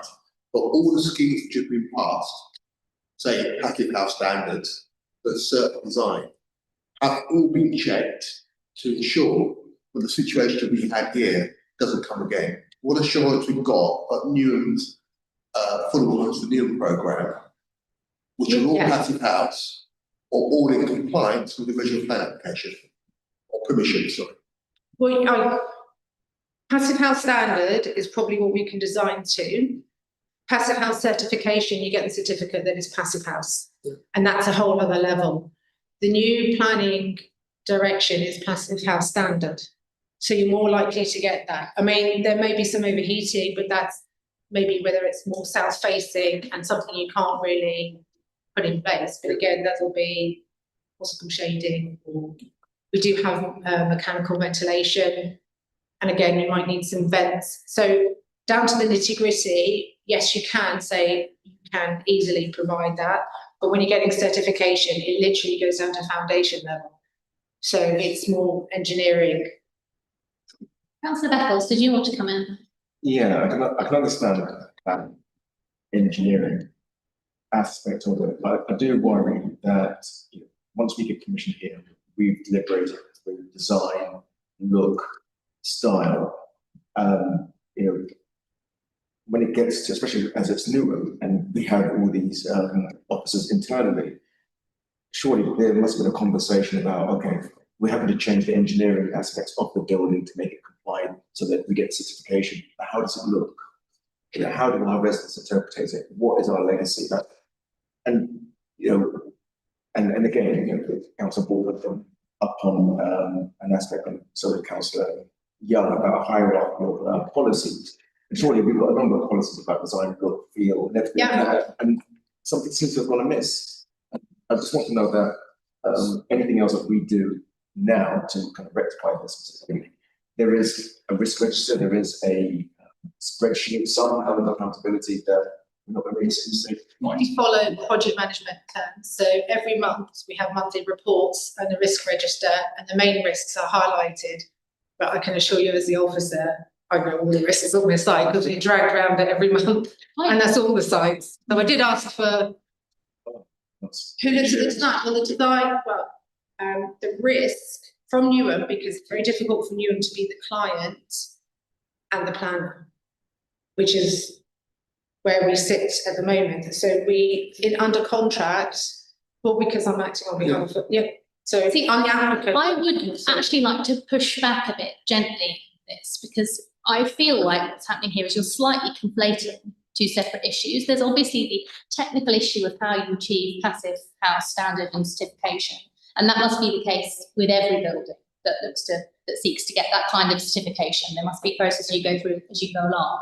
The issue that I'm keen to hone in on is about the specific issue that happened here. We've ended up going down a planning enforcement route because what was being built was not in line with what was in the permission. We're not looking here at a Section 73 application which has come in because you've done all your calculations, realising that you needed to make a variation and then have come back to us preemptively. We're coming back because someone spotted a bunch of stuff that had been built, which was not only not in line with the permission, also really looked quite scrappy and didn't give a good appearance. So this isn't about us seeking to achieve standards of excellence. It's about us fundamentally behaving in a way that I would see more as akin to us being a bad faith developer rather than actually a local authority, not only setting the standard, holding ourselves to the standard, but really trying to set the standard. We should be, as Terry said, like an exemplar. We should be behaving completely in line with the planning permission, all the more assiduously because we are the local authority and because we are, in a way, seeking permission from ourselves.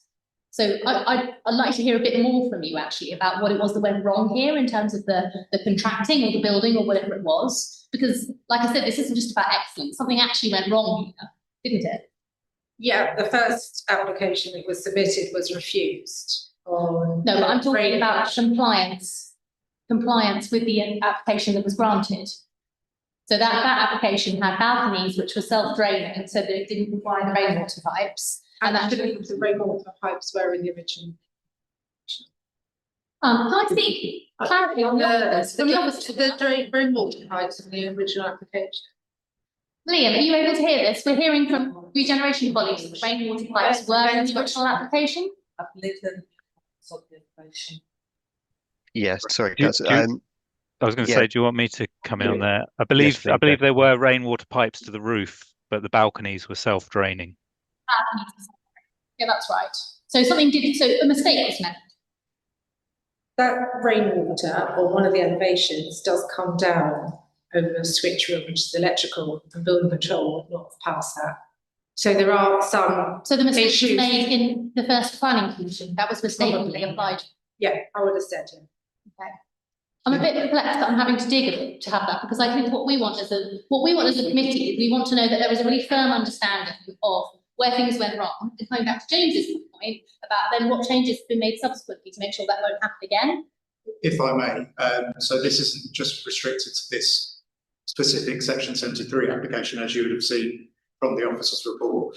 There's a quite extensive history of changes that have been put forward. So these changes have been long in the making. We date back to 2024 in terms of engagement with Newham's planning officers to sort of talk through and to find an agreement for the site which balances, as Victoria has said, about achieving the necessary certification that Newham aspire to, but equally engaging constantly, proactively with Newham's planning officers throughout the lifetime. It's regrettable that it's taken this long to sort of get to where we are.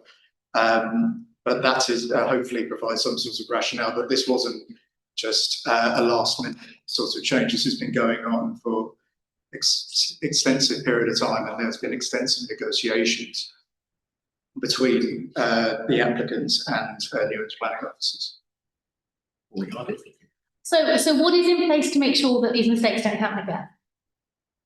So, I mean, do you want to say from a Newham perspective, but of course, from a planning perspective, which is where I speak from, It's about identifying any issues at the earliest possible opportunity. And with that, it's about internal processes in terms of constant review, which Victoria has said before, that has been going on. So these issues aren't brand new, they haven't come out of thin air, recently. It's in terms of the other processes I can't really speak to, given I'm an outside representative. But there are processes in place in order to keep regular tabs on what is going on throughout. I did go back to the contractor to instruct DLP to come back onto the project because they were there at the original planning application. DLP, This gentleman, not Leo. Sorry, not for the original application, we were brought on following non-material. The way before I started to try and keep the cohesion project. But I'm not desperately reassured by what I'm hearing so far. Councillor Paul, can I bring you in? And then I'll come back to you. Last regarding brings to mind. There seems to be a control breakdown between us as the planning authority and us being the client in terms of a full entrepreneur. Then you mentioned, now, are you a new person or are you the contractor? So I represent the contractor, so I'm a consultant. So you talked about internal process. Well, really, there's not. It's an external process because you're the contractor to you. And I would say, Chair, this does look like perhaps whether our audit function might want to look at our compliance. Because at the moment, you is at risk of failing its own enforcement, which as an organisation, we can't afford to have a reputation issue.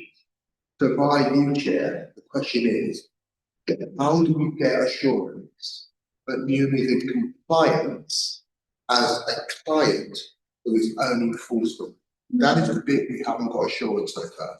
Normally, I speak as Vice Chair of the Audit Committee for 2 weeks. I mean, committee members will remember that we agreed an action point for me before that I would speak to the corporate director with the concerns that we had about the fact that this had come up through planning enforcement at all, given that you was the builder. And I have done that, and I've done that informally. I think with committee members' agreement, I'd now like to give myself a formal action to actually put that in writing to the corporate director and say, here we are, having flagged this informally, having deferred this application, having come back. I'm not really getting the reassurance that I was hoping that we would. May I?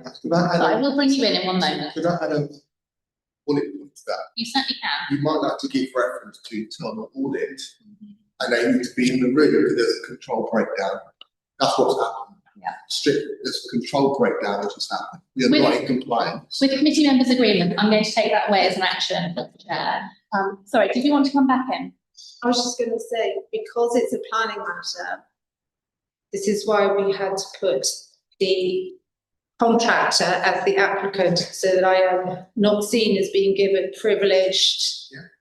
So when they said to me, this is going to be enforcement, the first thing I do is go back to the contractor, which is why he sat at the back and everyone else is in the team here today to say, what's going on. But as far as the certification is concerned and the conditions, they're all checked and signed off. Yeah. That's just to add to what Victoria is saying. When obviously the planning applications are done, then the next thing is to obviously we're going to contract with contractor. And there's a development stage in terms of the design of the building. And in that development stage, we very rigorously looked at the design to ensure compliance. I think quite a lot of the issues that came up here were because of passive house compliance, and those details are usually done post planning when they saw the thing through the DHPP and all of that. So in terms of the solo shading and all and that, well, we had assurance all the way through that there was very serious discussions with the planners regarding any of the developmental changes after the planning application. I'm sorry, not to cut you off, but it is obviously possible to achieve passive house status without having to go down planning enforcement. I'm right on that one side. Like, in order to achieve certification, you don't have to have planning enforcers knocking on your door saying, look, you've built something that shouldn't be there. You bodged this, you put in some pipes where you said there would be no pipes. There's clutter on this wall. I'm It's sub-optional at the least to hear the idea of not complying with your own planning permission being given the excuse that you were trying to achieve environmental standards. Obviously, one can be environmental and still meet the planning permission, which you yourself applied for and which you yourself designed. Just look, who's paying the additional cost of retrofitting towards the planning? There's an additional cost of doing this, right? So is Newham paying the additional cost of non-compliance? Yes. In terms of the contractor, obviously, I mean, they will have to have a look at any issues that does arise from. So, wait, please clarify. Apologies for the question. So, we have not complied. Affordable Homes for Newham does not comply with the planning permission it gave. Right? Yeah. So we have to go back and retrofit. That's an additional cost, and by implication, you've got to go back to the contractor to work out who's paying it. Is that correct? Yes. But that means Newham is paying, is finding itself. Potentially. We are paying the cost, potentially. Right? Yes, yeah. Right. So because of our lack of compliance with our own rules, we are having to pay a additional cost to the contractor. That's correct. Potentially. Subject to negotiation. In many ways, obviously, what we are trying to do. Is it a yes or is it a no? It's a yes. No, is it a yes or is it a no? No, it's nuanced. It's nuanced. Yeah. Right. So this is a local authority. Yeah. This is public money. We're trying to follow the money. There's going to be a cost of retrofitting this. Correct? Yes. Yes. Which is subject to a conversation with the contractor. Is that correct? Yes. So therefore, Newham is going to pay fines. I use that word. Is that correct itself? Including construction costs. No, because we haven't reached our planning because we submitted the planning application. Eventually, there's a contingent liability that Newham might, this site might cost us more money than originally planned. Is that correct? No. At the very least, replacing the brackets will cost more money than just putting them up once. Yeah. If they didn't do it correctly, then it's a not a practical obligation to argue that. But that's exactly what Terry does. Yeah. He's not getting. But that's not. No, sorry, just one meeting, please. The costs. The costs will be picked up by the contractor. The costs on some of this will be picked up by the contractor. Right. So when we went into contract, that would have been bid for. Right. And there would be some allowance for the technical detail to be built in. Right. So because the certification is above. So because of Newham's own non-compliance, we're going to be. How is it non-compliance if we can't get certification until we go into design detail? Sorry, James. We meet the standard. The ER wants us to get. When you say non-compliance, I think you mean non-compliance with approved plans. Yeah, absolutely. Yeah. It's an improvement on the original plans. That was picked up by planning enforcement. It was still put in non-material. It's picked up by planning enforcement because the initial section 73 was refused. Therefore, there was a discrepancy between the approved plans. But again, having a section 73 refused doesn't mean that you can just go ahead and do it anyway. Like the way that we would normally see, if a section 73 is refused as part of an application, then an ongoing negotiation happens about what would be an acceptable way forward. And I know that planners are really committed to finding a sensible negotiation. But, you know, they're solutions focused. Sometimes people feel they're too solutions focused. But you know, we know that from our experience. I'm keen that we don't enter into a big existential debate, although perhaps we should, but maybe not here, about how the project is run. Are there separate questions that anybody wanted to raise before I? Can you clarify? You mentioned some action you're going to take away. I've just made myself a note. Can you tell us what those recommendations are? That might not be. I think what I'm hearing the committee asking me to do is to flag up the committee's concern that the committee's question mark about whether are we as a local authority being, as you put it, an exemplary developer, as we should be given our responsibility? Are we assuring the best use of public money? are we seeking complete clarity on where the costs of remediating work that was done in error will be coming from, will that be from us, from the contractor, and where will those issues and lessons learned and processes put in place so it doesn't happen again, where will those be picked up? Because that cannot be done by us, but it's quite right that we should flag it, having seen this being alarmed by. Does that capture? And can I just add a couple of words? There's a phrase around project governance.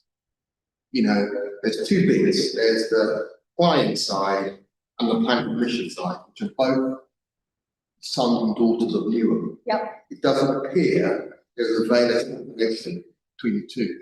If hadn't Ben Hull perhaps cycled or walked past, we would never have known this development. That's a scary thing. And the other thing is there are other affordable homes for new developments in Europe, which all should be checked. I will add that onto the action point for myself as well. It's like what assurance will relevant officers have that their planning permission? And what are the governance procedures going forward to ensure this breakdown doesn't occur again? Because if the officer hadn't cycled past, would never have known. Yeah, that is very helpful clarity. Thank you for that, Terry. All of that notwithstanding, I note that officers have, as I say, gone out of their way to find a solution. I note the recommendation from Ben Hull, our design officer, that although what's in front of us is a bit less desirable than what was initially agreed, it's nevertheless an acceptable way forward. On that basis, are members consent for me to move us to the third? Yes. Yeah. Would it be all right to bring up your recommendation again, Liam? Yep, no problem.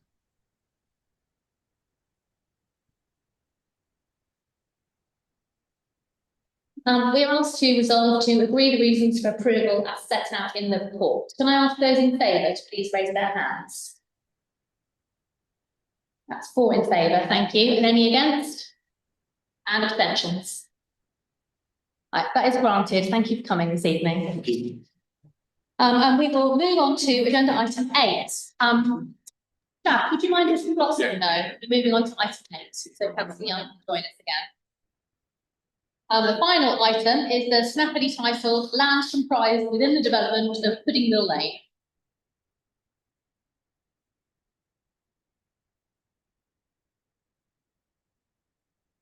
Yes, and apologies, I should have said anybody who has joined us just for the previous item is of course welcome to stay, but if you need to get home, then we will understand.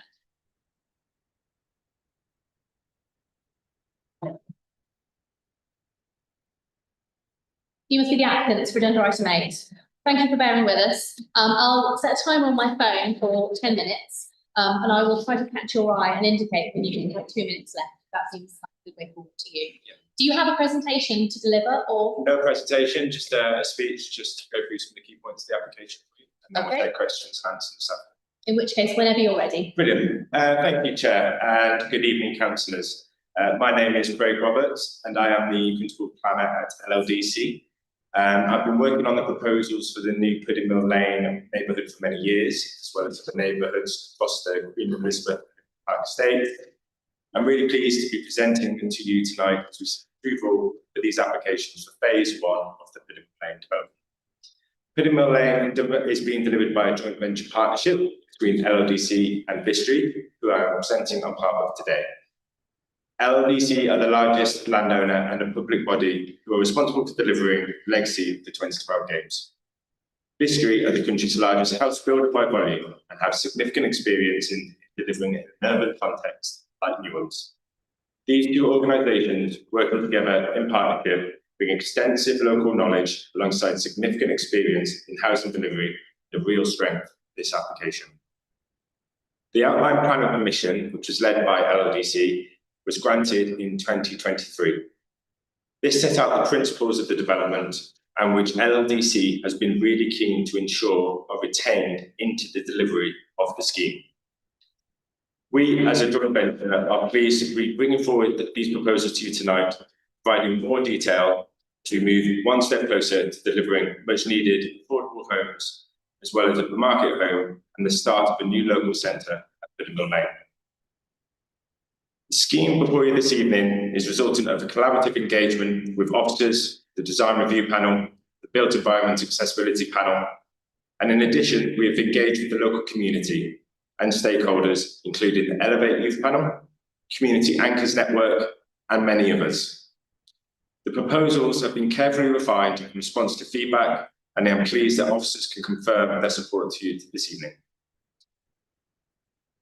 We know that Network Rail are due to speak to you today in relation to the commercial operation of Bow Goods Yard, but we'd like to emphasise that the phase 1 proposals include improvements to Marshgate Lane to improve the relationship between pedestrians, cyclists and vehicles, which your new highways officers have been extremely positive over.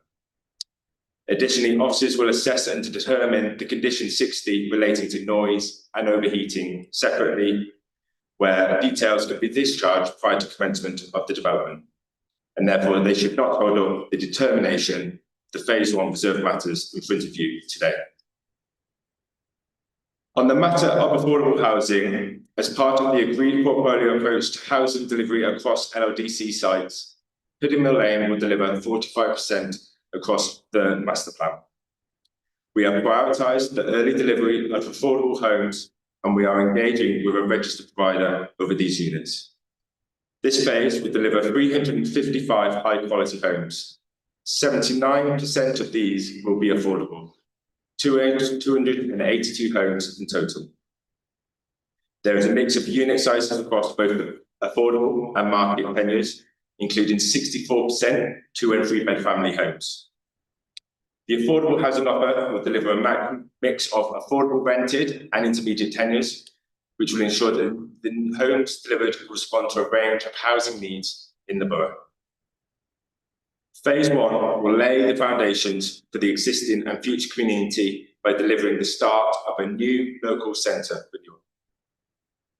The range of uses include a nursery, a proposed health centre, and really useful local amenities that both new and existing residents of the area will be able to use. Significant thought and effort has gone into the design of the landscape within phase 1, with playable walkways and a new Riverside Park and Pocket Park for all residents to enjoy. All landscape areas will include places to sit and will be lit and well overlooked to ensure all areas feel safe and comfortable to use by all members of the community. Play space has been a key consideration in our design, opportunities for children of all ages embedded throughout the phase and will stitch into the future neighbourhood. A landscape-led approach seeking to integrate nature ensures the neighbourhood is not only functional, but also enjoyable, with places to relax, meet and play safely. Additionally, the scheme will deliver a network of pedestrian-friendly public routes connecting the community facilities and green spaces within the site to wider communities around Stratford High Street and Queen Elizabeth Olympic Park, stitching the neighbourhoods together. This was something that was a key topic during engagement with the local community. Overall, the first phase of Pudding Mill Lane unlocks significant housing delivery, notably affordable homes to address a range of housing needs for local people, a new Riverside neighbourhood with places for local people to play, meet and engage with nature, which will regenerate this part of Stratford. We at LLDC and Vistry are very excited about what Pudding Mill Lane will become, and this is the next step in realising that ambition. For these reasons, we respectfully ask that you vote in support of these applications in line with your officer's recommendations for approval.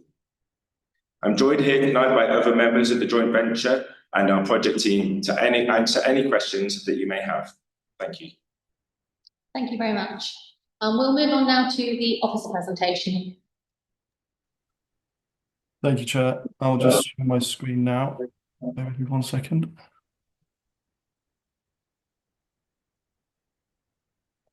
So hopefully you can see that and hear me. Yes. Brilliant. Okay, so this is item 8, which relates to Pudding Mill Lane, phase 1. There are 2 applications. So the first being a non-material amendment and then a reserve matters.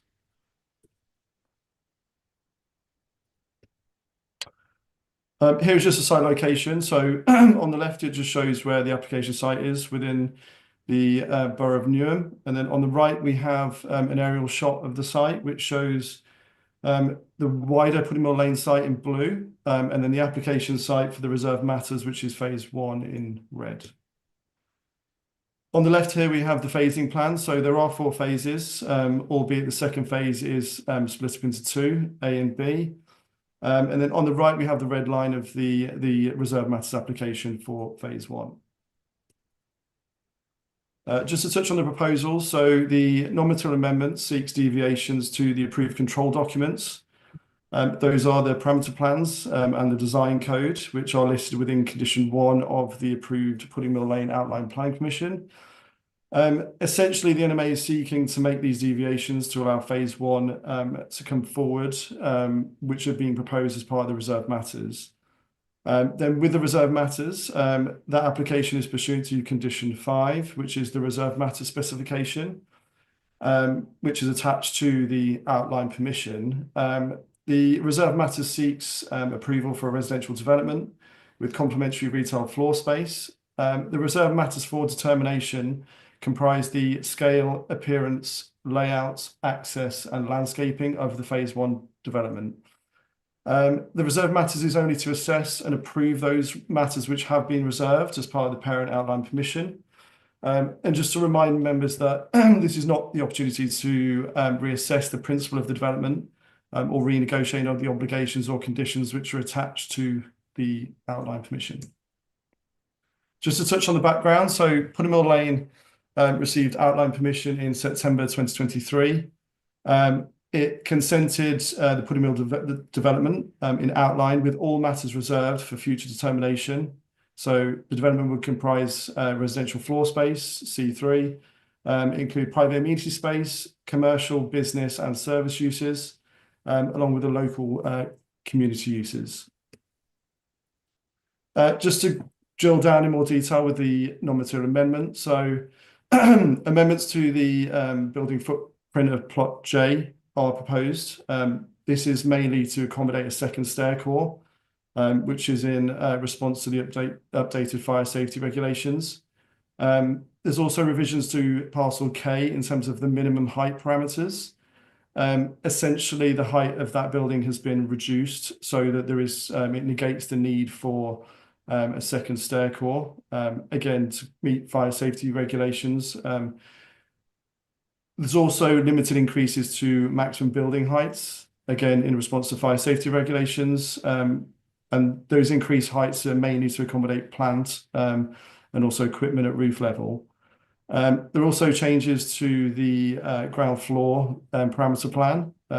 This is mainly, again, to deliver the community uses, so those being the nursery and the healthcare centre, which were envisaged to be delivered in phase 3, but they would now be delivered in phase 1. And then lastly, there is the reconfiguration of the City Mill Riverside Park in terms of the open space. That is altering in terms of its configuration, but just important to note that the actual quantum of open space would remain.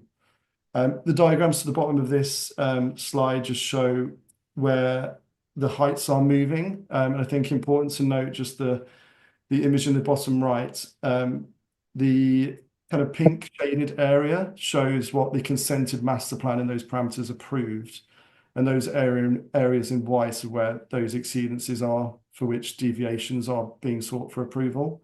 And then that table just shows what that means in terms of heights. So where those heights would be increasing compared to what was approved as part of the outline.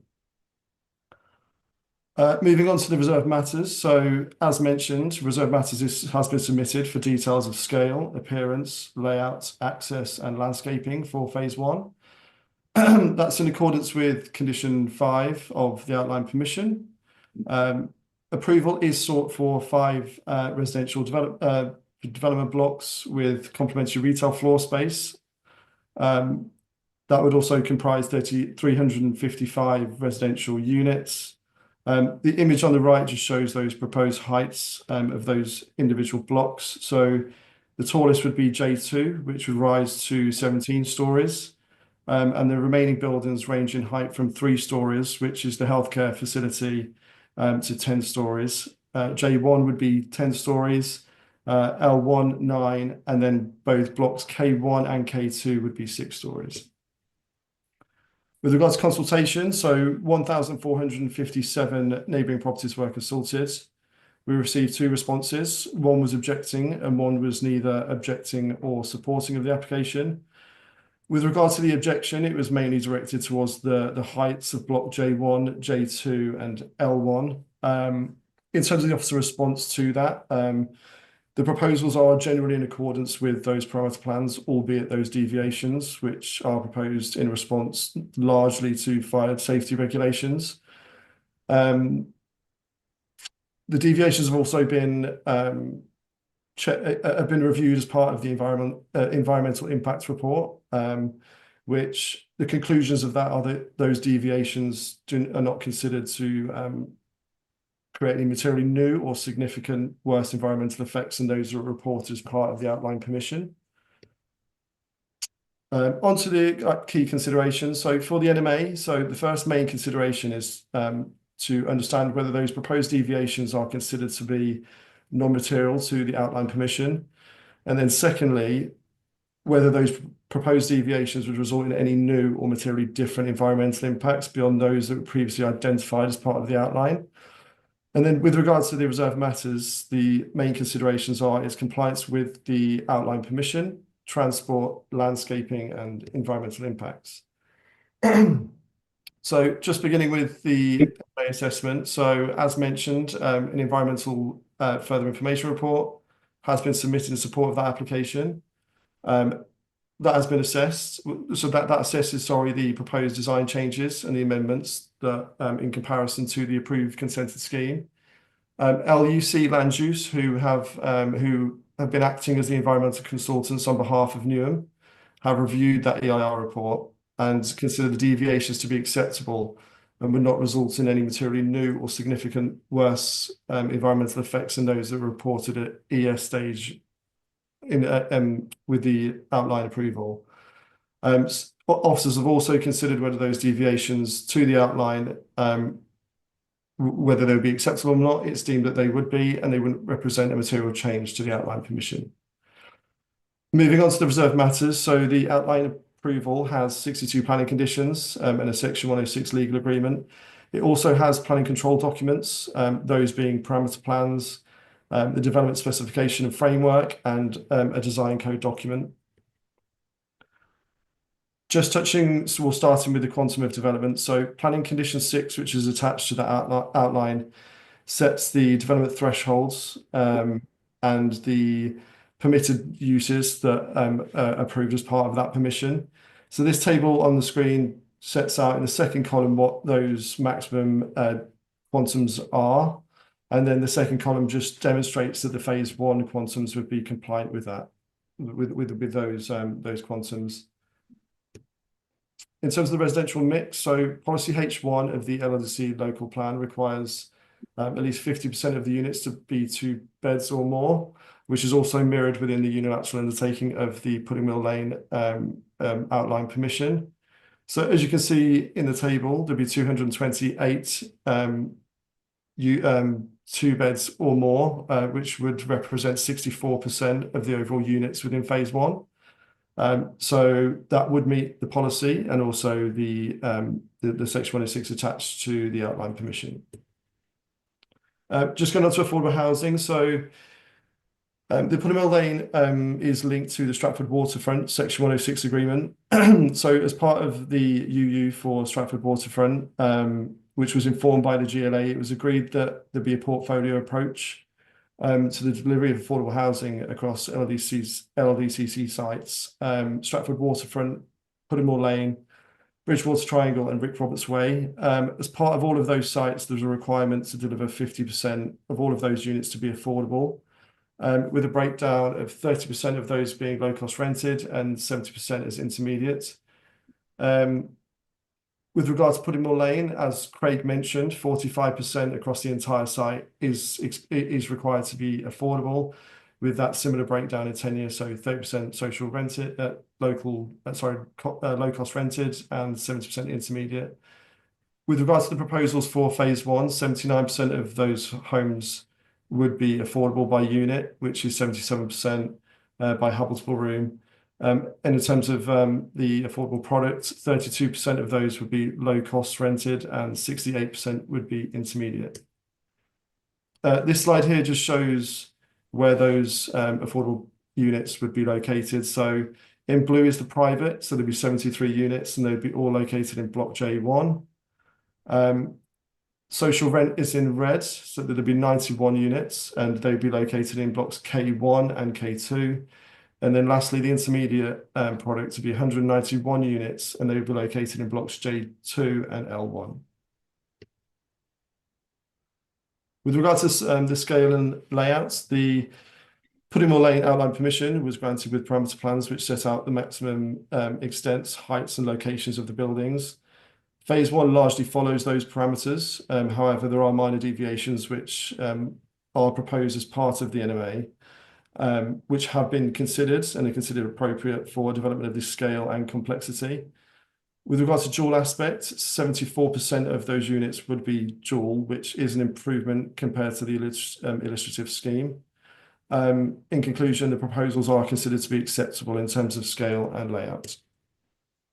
With regard to the appearance, so the outline permission was considered by the Quality Review Panel, which was determined by the London Legacy Development Corporation as LPA at the time of that outline permission. As part of that approval, a design code was approved, which sets out the expected details, materials, and other design aspects which would need to be complied with any development and reserve matters coming forward. The RMA application has been assessed by London Borough of Newham design officers who consider that it generally complies with those design codes, noting the deviations proposed by the NMA, and consider the scheme overall to be acceptable. Conditions have, however, been recommended with regard to final detailed design and landscaping. But in conclusion, the appearance of the building is considered to be of good quality and acceptable. Here are just some views.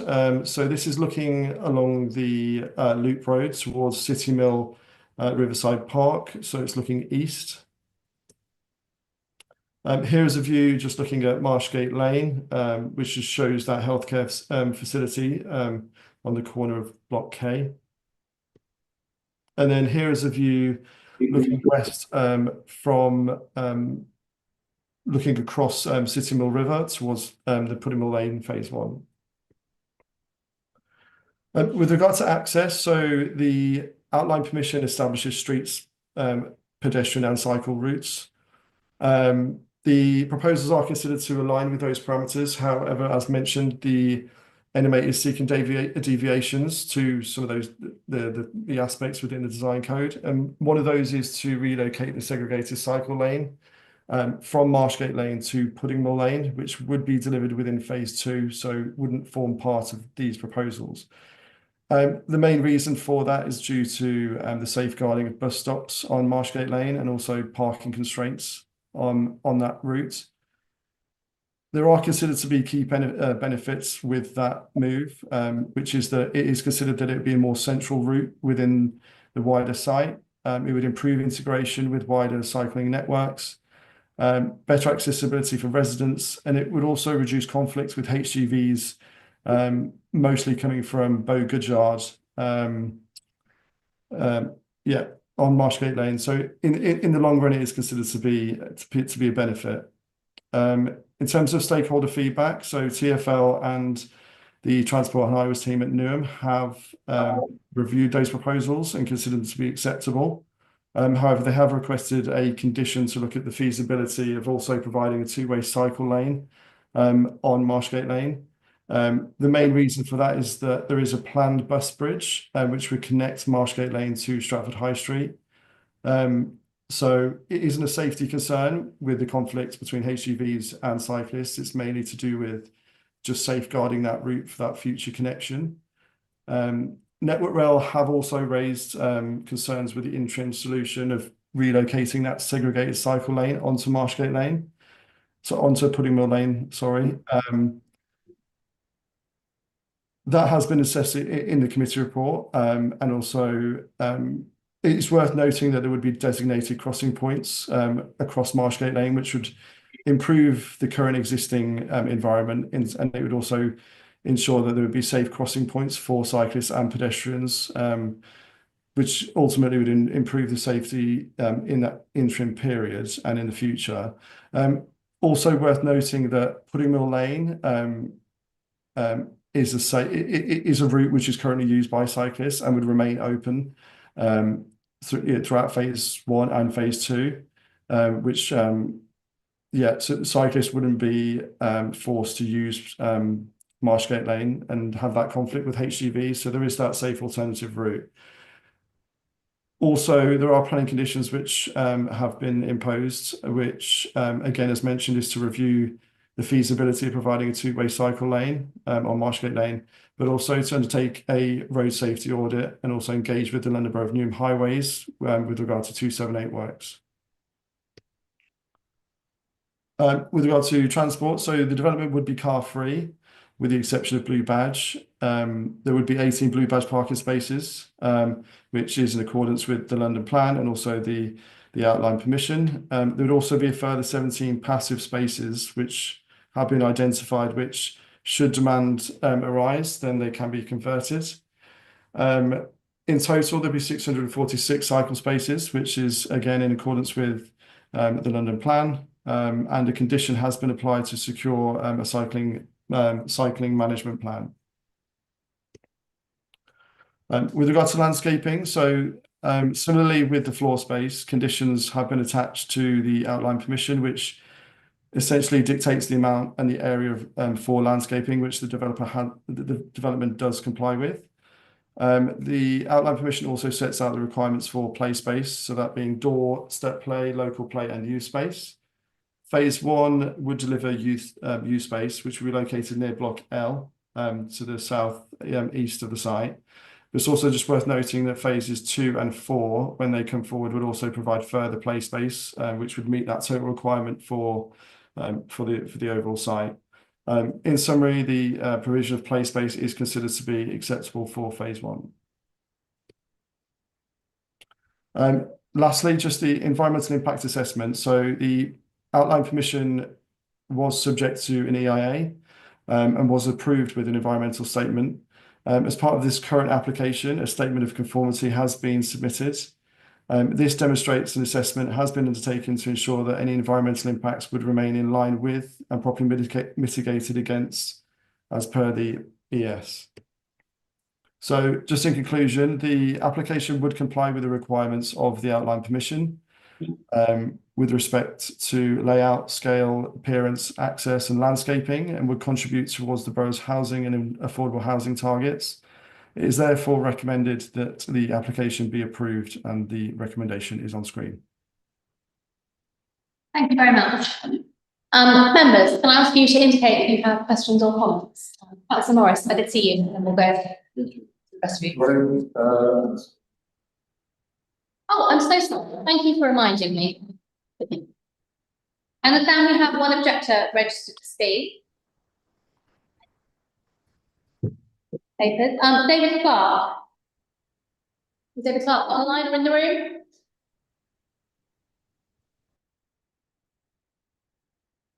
I wonder if we can check the number of participants and see whether David Clark is here. I can't see him on the list of online attendees. Chair. Okay, Chair, shall I just yeah, take you the know, number? just having a very quick check, just in case he was just in case he is outside. We'll just Sorry, hold what on. was the name of us? David Clark.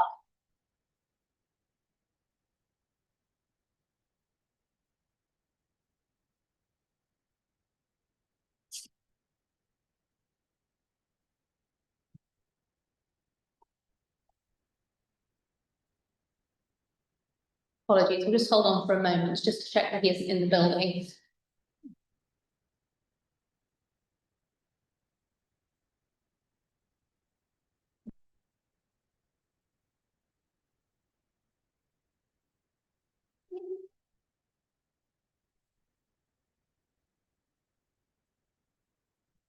James is having a very thorough look at him. Checking any hiding places. Okay. What's no hiding box? No. In which case, we will move on to member questions or comments. John. Thank you, Chair. So, James, we're pushing for you. Yeah, definitely push for you. I'm aware there are debates about dual aspect and second staircase and specifically about removal of those regulations to increase numbers of house building. And I just wanted to in future phases, would there be an opportunity to modify the design of future phases to enable more units to be put into the design to increase the level of, say, affordable housing? My second question, again, probably for Councillor Shaka, is you mentioned there are parking bays. I'm going back to our previous conversation earlier on today about micromobility bays, where there's the opportunity to actually use some of those bays as a planning condition for micromobility. Seeing as we have an opportunity to grab some of those bays. Thank you. Is that first question about whether we might be able to add in more affordable units one that Josh would be better to tackle, or is that something that you're happy to take on, James?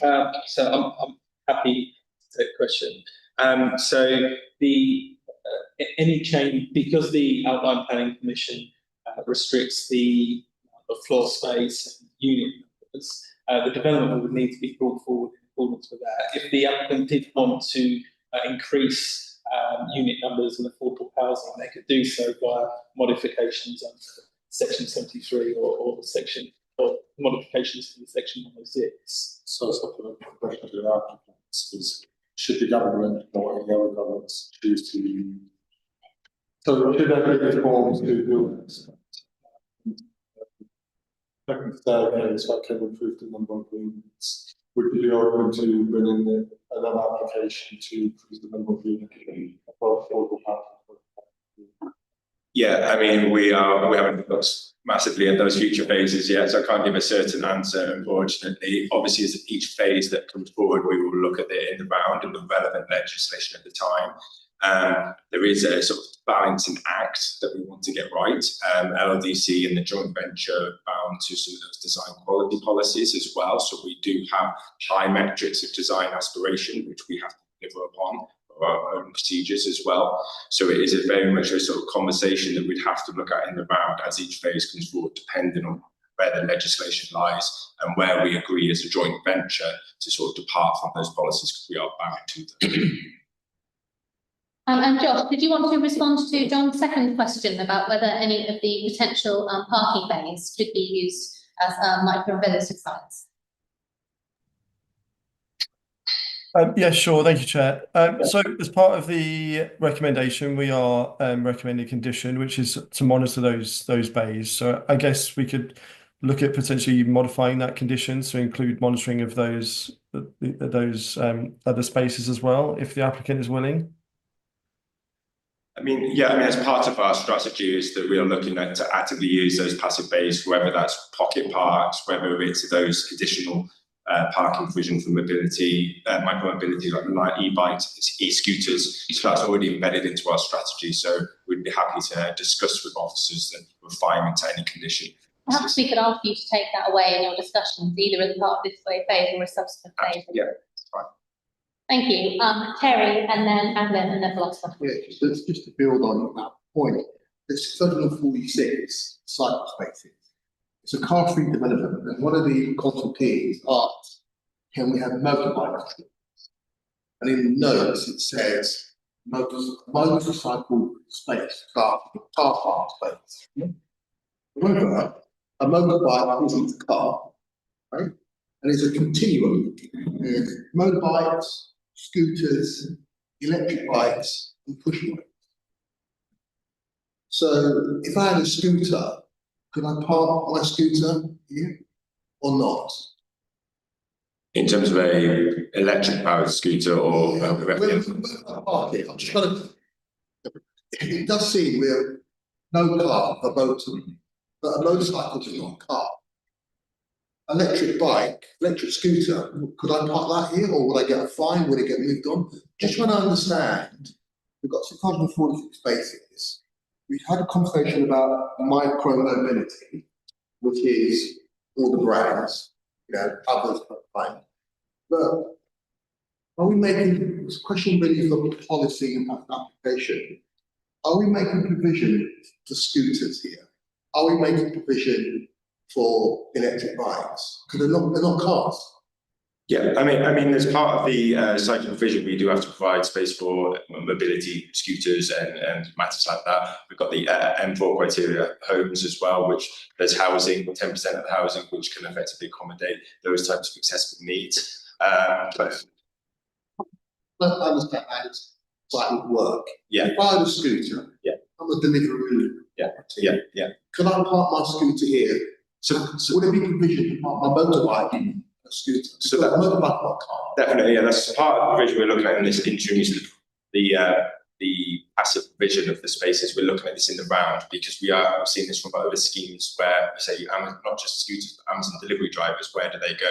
And so as part of that passive provision, we are looking at it as do we just have a space where someone can use that for their delivery, to do their whatever they need. So it's not on the road, so the carriageways are affected, it's not on the pedestrian footpaths, so they're not interrupted. So again, wrap up into that whole strategy. So there is a piece of work to look at the nuance and application to policy. Absolutely. So I'm not. Madeline, and then Blossom. Thank you. It's great to see that the majority of the social homes are 2+ bedrooms. However, within the borough, we have a dearth of 3+ bedrooms, which means that we have a number of families who are waiting very, very large number of years to be found social homes. I understand why you may have made that the case. Is there any way in future developments you can increase that, please, so that we can get families off the council house waiting list, rather than adding new people from outside of the borough to take up 1 beds? So we'd be happy to look at that within future phase development, subject to local plans and local needs, and also working with any registered provider that we have on board. We are in talks at the moment with registered provider on phase 1 to be able to take on those homes, and we are in discussions both through the LLDC and through the provider with GLA on grant funding as well, and that's something that we review as we review the future design to make sure that we are meeting local needs but also local plan policy. Because we're very aware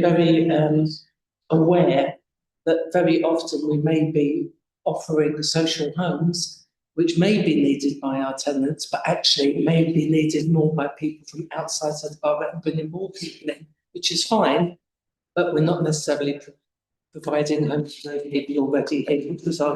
Absolutely, it's something that's not lost on us with this application, the acute housing need and housing crisis within Europe, and one of the reasons why we prioritise the delivery of housing within phase 1, with it being 79.4% affordable housing, is to try and bring as much affordable housing in sooner. We recognise your comment around mix, and that's something that we welcome the opportunity that we develop the full amount of affordable housing in future phases. Yeah, I just to add that this is the sort of growing period of the transition. We've got the LLDC local plan and policy requirements that are still at the forefront. Obviously, Newham's going through its local plan examination process now. It's going up for its main modification, so the opportunity for those future reserve matters applications to be delivered in accordance with the future Newham local plan, which obviously has the aspirations for that higher percentage of family social type of tenure. So we would have to comply with that as part of the future applications. Second question. Yeah. I noticed the Greater London Archaeological Services assessment and investigation recommendations. I was just wondering, considering that is an incredibly historical part of the borough when it comes to the early industry in the area, it's very close to the Bow Porcelain site, you're very close, it's still quite close to the original Roman road. I was just wondering whether it's the investigation is down as watching brief, or whether it includes test pits or geophysical survey.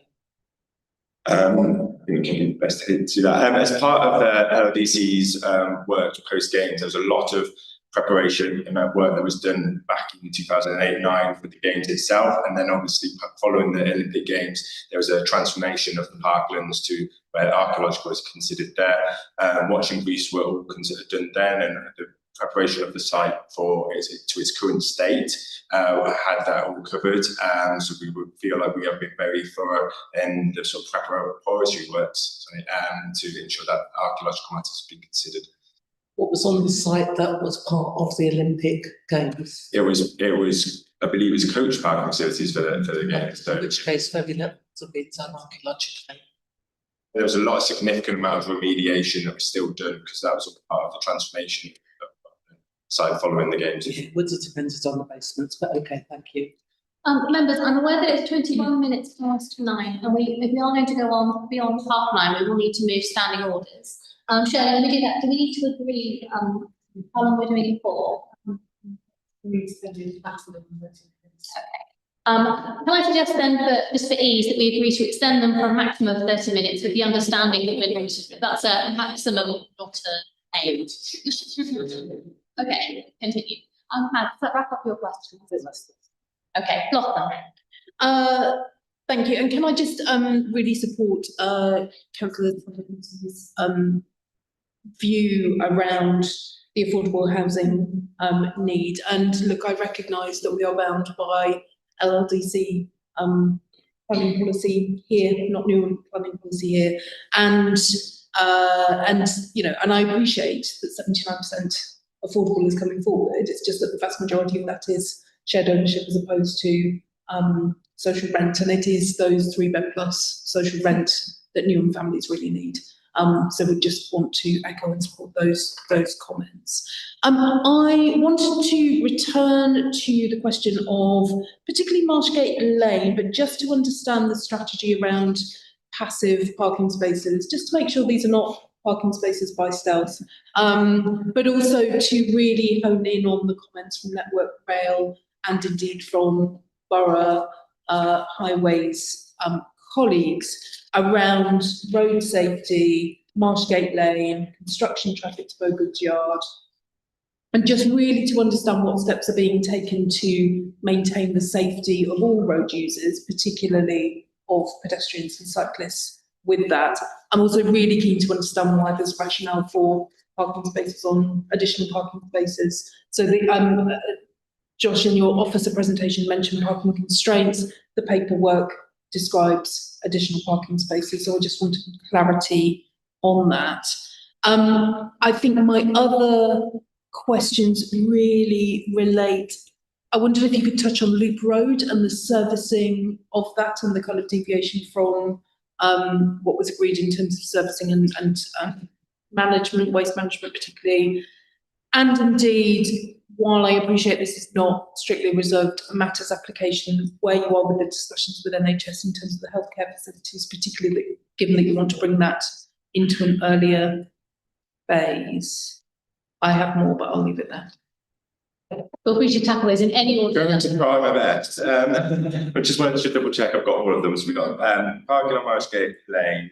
Yeah. We've got the safety of the Marshgate Lane in terms of the operation of Bogoods Yard, the servicing and waste management on the Loop Road, and the latest on the NHS discussions. Yes, I think just on the safety point with Gate Lane, just rationale really for a change of a segregated cycle lane, if you touch on Okay, yeah, no problem.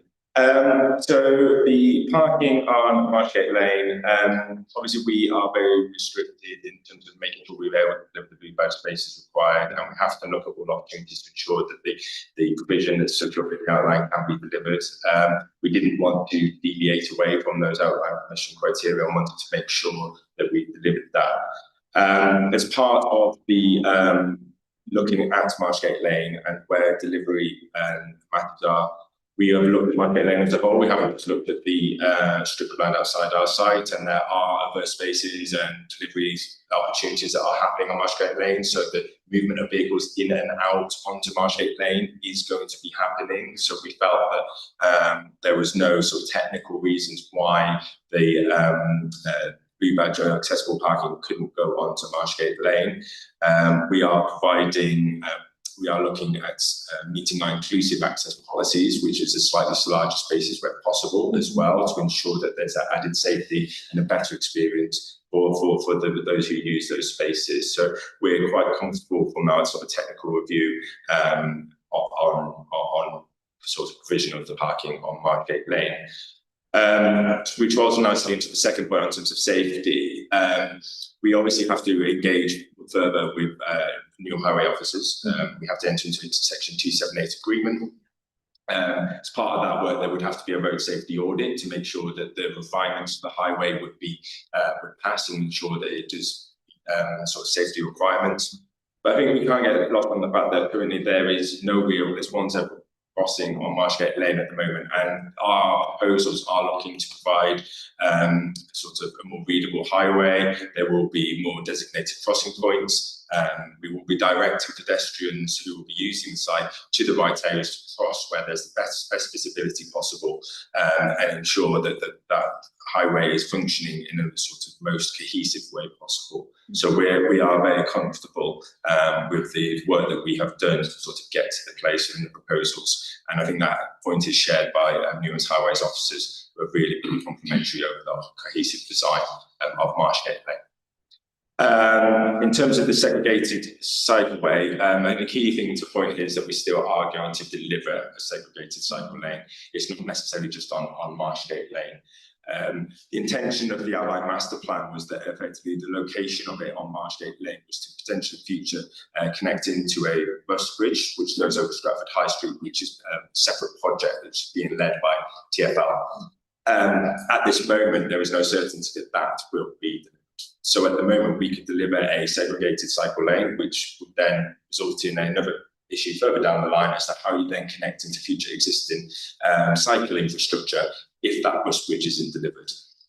We've taken the view to move that in the central spine of the scheme because it is where the majority of the retail uses are, where people are likely to go and visit, whether that's residents, whether that's those retail uses. And also, it would also provide a more traffic-free route. The intention, which we will engage with officers on in the future, is do we look to potentially stop up Pudding Mill Lane so that cars, it is just a servicing route, providing a calmer, quieter environment where cyclists can actually connect up into the Olympic Park, then use the crossings into the Greenway, which are going to be improved. And likewise, those connections into Stratford High Street, that's something that's really not been lost by us. We're very conscious of the cycle superhighway and how actively that is used. And as you are coming off from that route, sort of desire line just to go straight forward more. And we really want to sort of shift that emphasis to encourage cyclists to use that quieter route rather than the sort of more traffic-led route, which is going to be on Margate Lane. In terms of the lead road, servicing and waste management. So we have done technical analysis on that. We have been using tracking to ensure that all the sort of vehicles that UOM will be using to access the site for waste management can still use that. So they would enter on a one-way basis and then can still be able to use the site. The highway design has been engineered to ensure that those points can provide that access. And again, we've got a comfortable position with sort of highways officers that can still perform its function. But again, we're quite comfortable on that with the sort of servicing and waste management people. Finally, on the NHS, a very hot topic. It's something that's really sort of picked up our conversations now.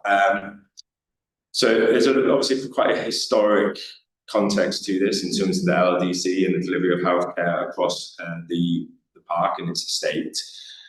We have engaged with the NHS because we are conscious of the move into phase 1 before our formal requirement on section 106. So we are trying to engage with them as early as possible. We've had a number of meetings with them, the latest of which was 3 weeks ago now, where we managed to unlock a lot of matters in terms of detailed design. We shared the opportunity of the planning condition to be imposed on the reserve matters consent to ensure that the detailed design, the plan requirements, everything like that can be sort of thought through in more detail.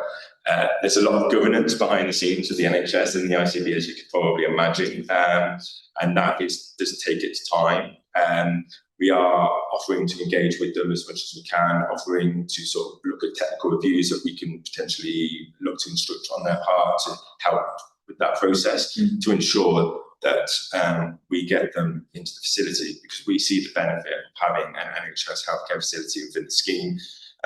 Just to add on that one as well, from a military perspective, we've delivered healthcare centres for the NHS for this particular ICB in the past. So we've got some experience. We've got consultants come on board who've also worked with the NHS to make sure that we get that condition resolved as quickly as possible, and we're able to position on what the outside of the building is fixed to, and then also make sure that we can fit the right amount of treatment and consultation rooms and facilities that the NHS would require in that block. We think it's the right thing to do from a master plan perspective to bring in a facility like this early on within the master plan, so that it can be embedded into the scheme and be embedded into the community.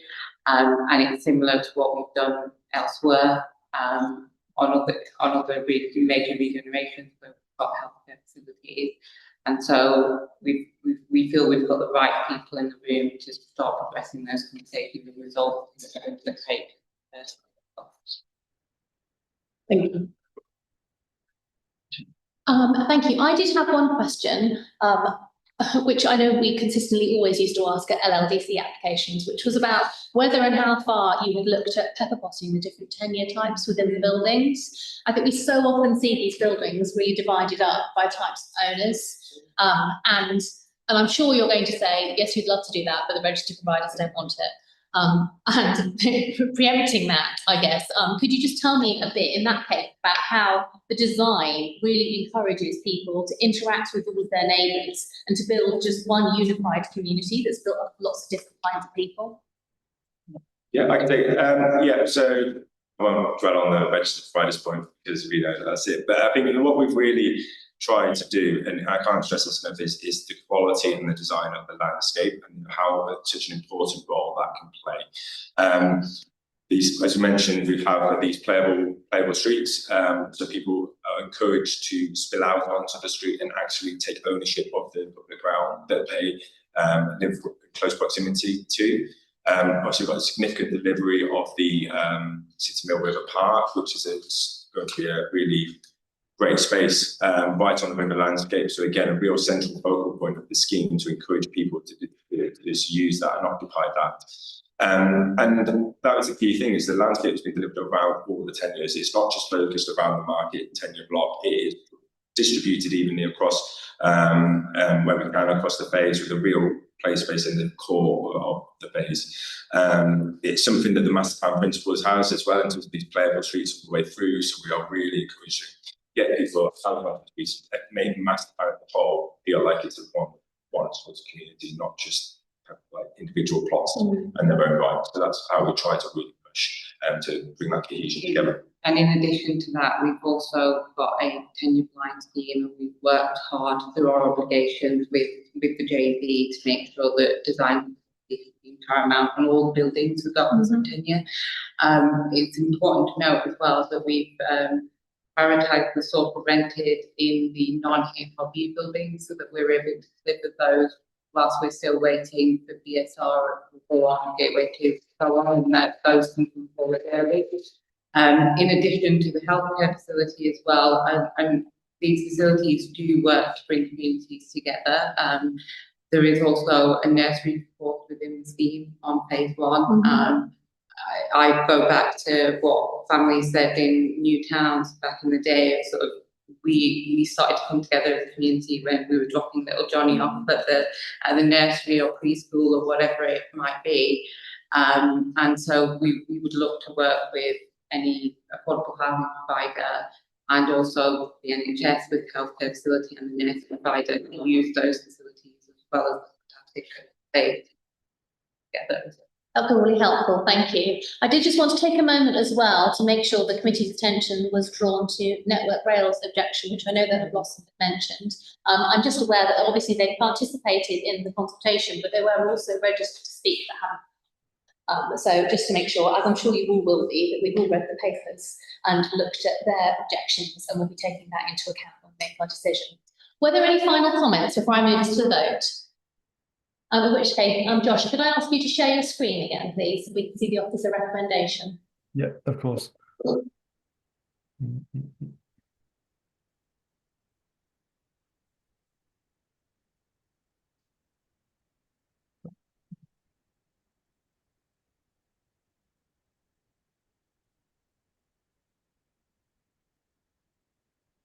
Lovely. As before, we're asked to note the committee update and resolve, and it's gone again. Apologies. It's coming now. There we go. Apologies for that. Asked to agree the reasons for approval set out in the report for both of those items. Did you want us to vote twice on this? Yes, please, Chair. Okay, in which case, can I ask for a show of hands for those approving the first of those recommendations? That is unanimous, thank you. And for those agreeing the second of the recommendations, which includes the reserve matters, that's also unanimous, thank you very much. That brings us to the end of tonight's meeting. Only item left on the agenda is to note our next meeting, which, surprise, is next week. I know, lucky us. So I will see you all again, another meeting next week. Thank you very much. Thank you.